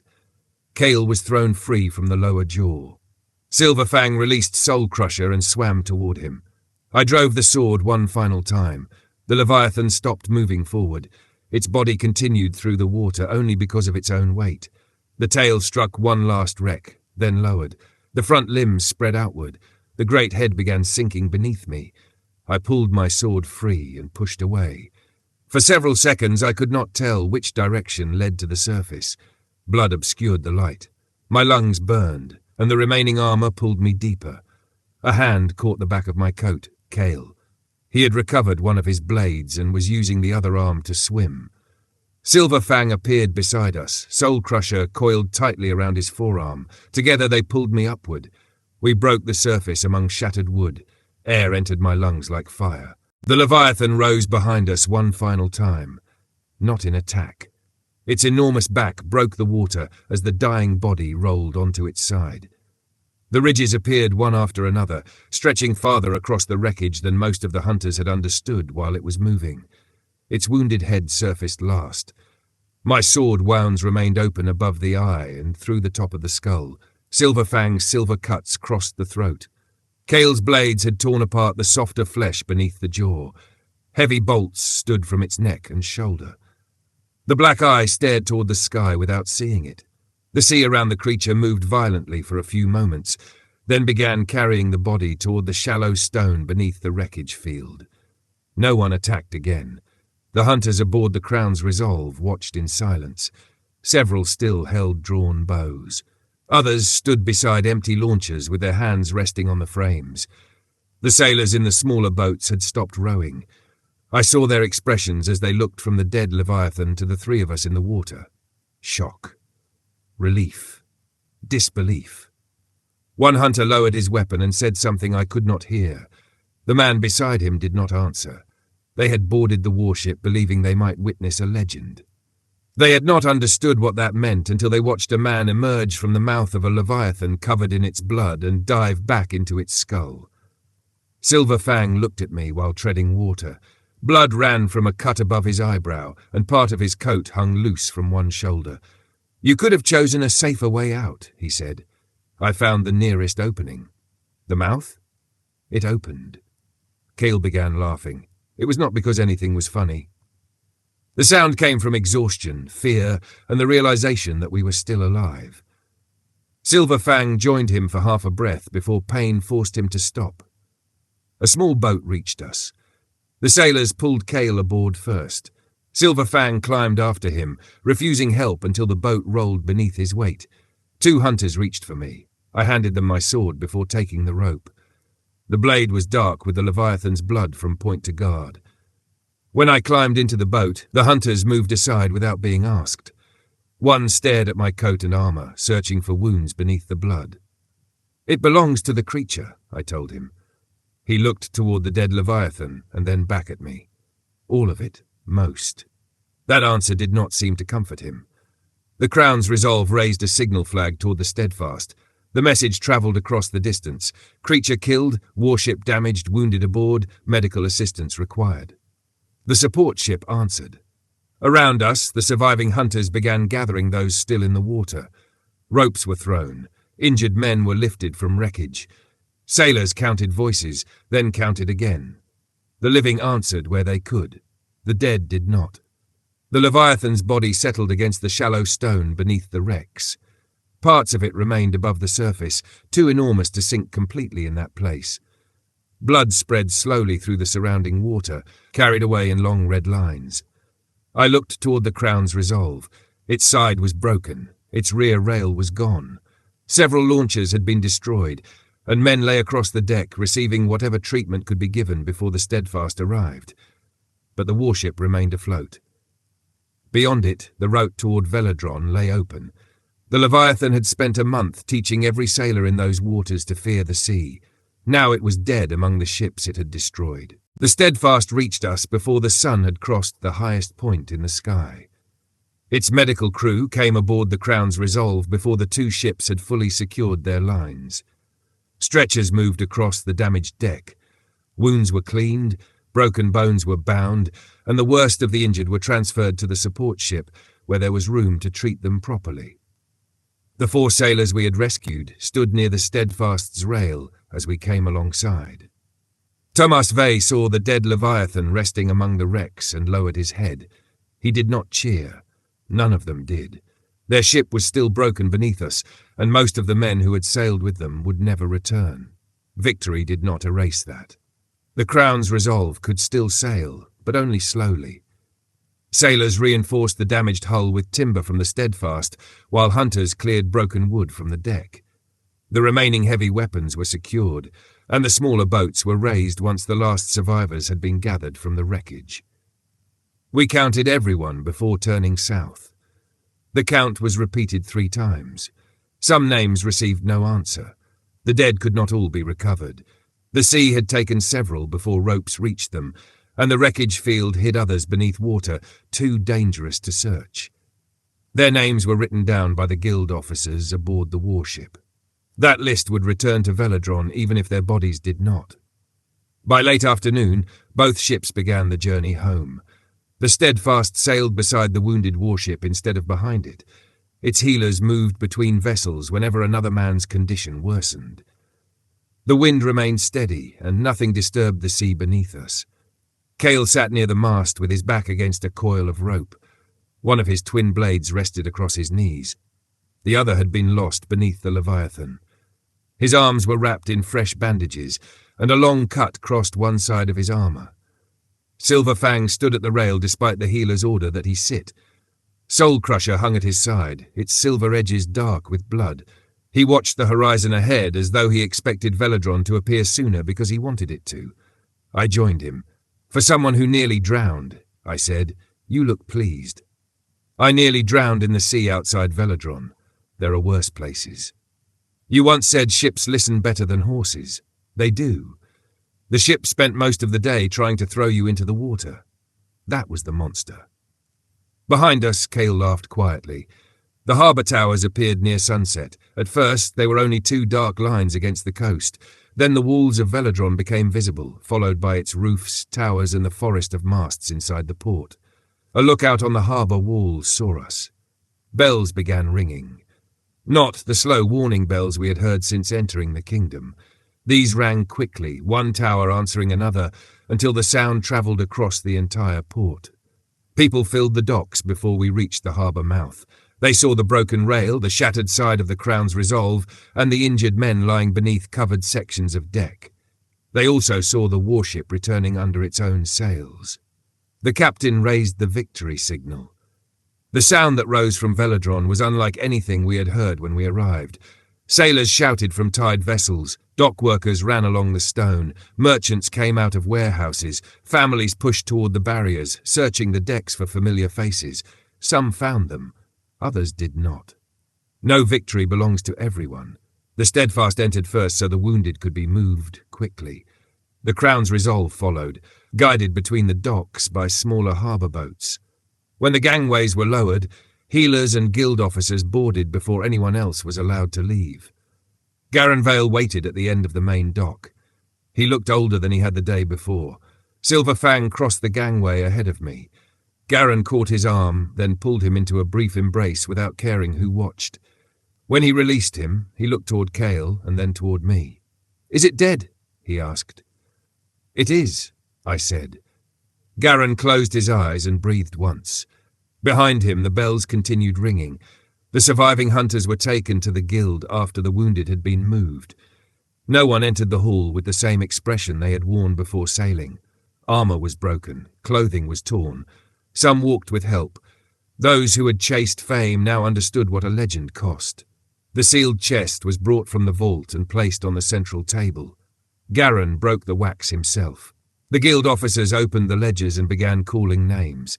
Each returning hunter stepped forward, confirmed their identity, and received their seal. The process was slow. Silver Fang's name was called. Garen handed him the silver seal, and Silver Fang fastened it beneath his coat without ceremony. My name followed. The hall became quiet as Garen placed the dark seal in my hand. Arthur Creed. The Creed of Death. It felt no heavier than before, but the men watching it understood the name differently now. Kael was called near the end. He stepped forward wearing torn armour and carrying only one blade. Garen held out the new seal Kael had worn for less than an hour before surrendering it. "Kael, of no registered house," Garen said, reading from the ledger. "Newly registered hunter. First official expedition completed." Kael took the seal carefully. There was still no title beneath his name. He had not earned one from stories, bloodlines, or the words of another man. Whatever title followed him one day would be built by what he chose to do next. When the final returning hunter reclaimed his seal, several remained on the table, wrapped in cloth, untouched. Garen read those names as well. No one answered. The guild would send word to their families and kingdoms. Where no body could be returned, the seal would become the final proof that the hunter had lived, fought, and failed to come home. Later, we stood outside the guild overlooking the harbour. Ships were still tied to the docks, but men were already speaking about departure times. Crews checked sails with purpose. Workers reopened warehouse doors. The port would not recover in one evening, and fear would not disappear simply because the creature was dead. But movement had returned. Silver Fang watched it all in silence. "This is the Velodron you remembered?" Kael asked. "Not yet," he said, "but it will be." I looked beyond the towers toward the darkening sea. Men would tell the story differently. Some would say the Leviathan was larger than a castle. Others would claim the sea boiled when it died. They would speak of Silver Fang's silver blades, Kael's twin weapons, and the hunters who fired until nothing remained to fire. And they would speak of the man who entered the mouth of the creature and came out covered in its blood. Stories always grow after the danger is gone.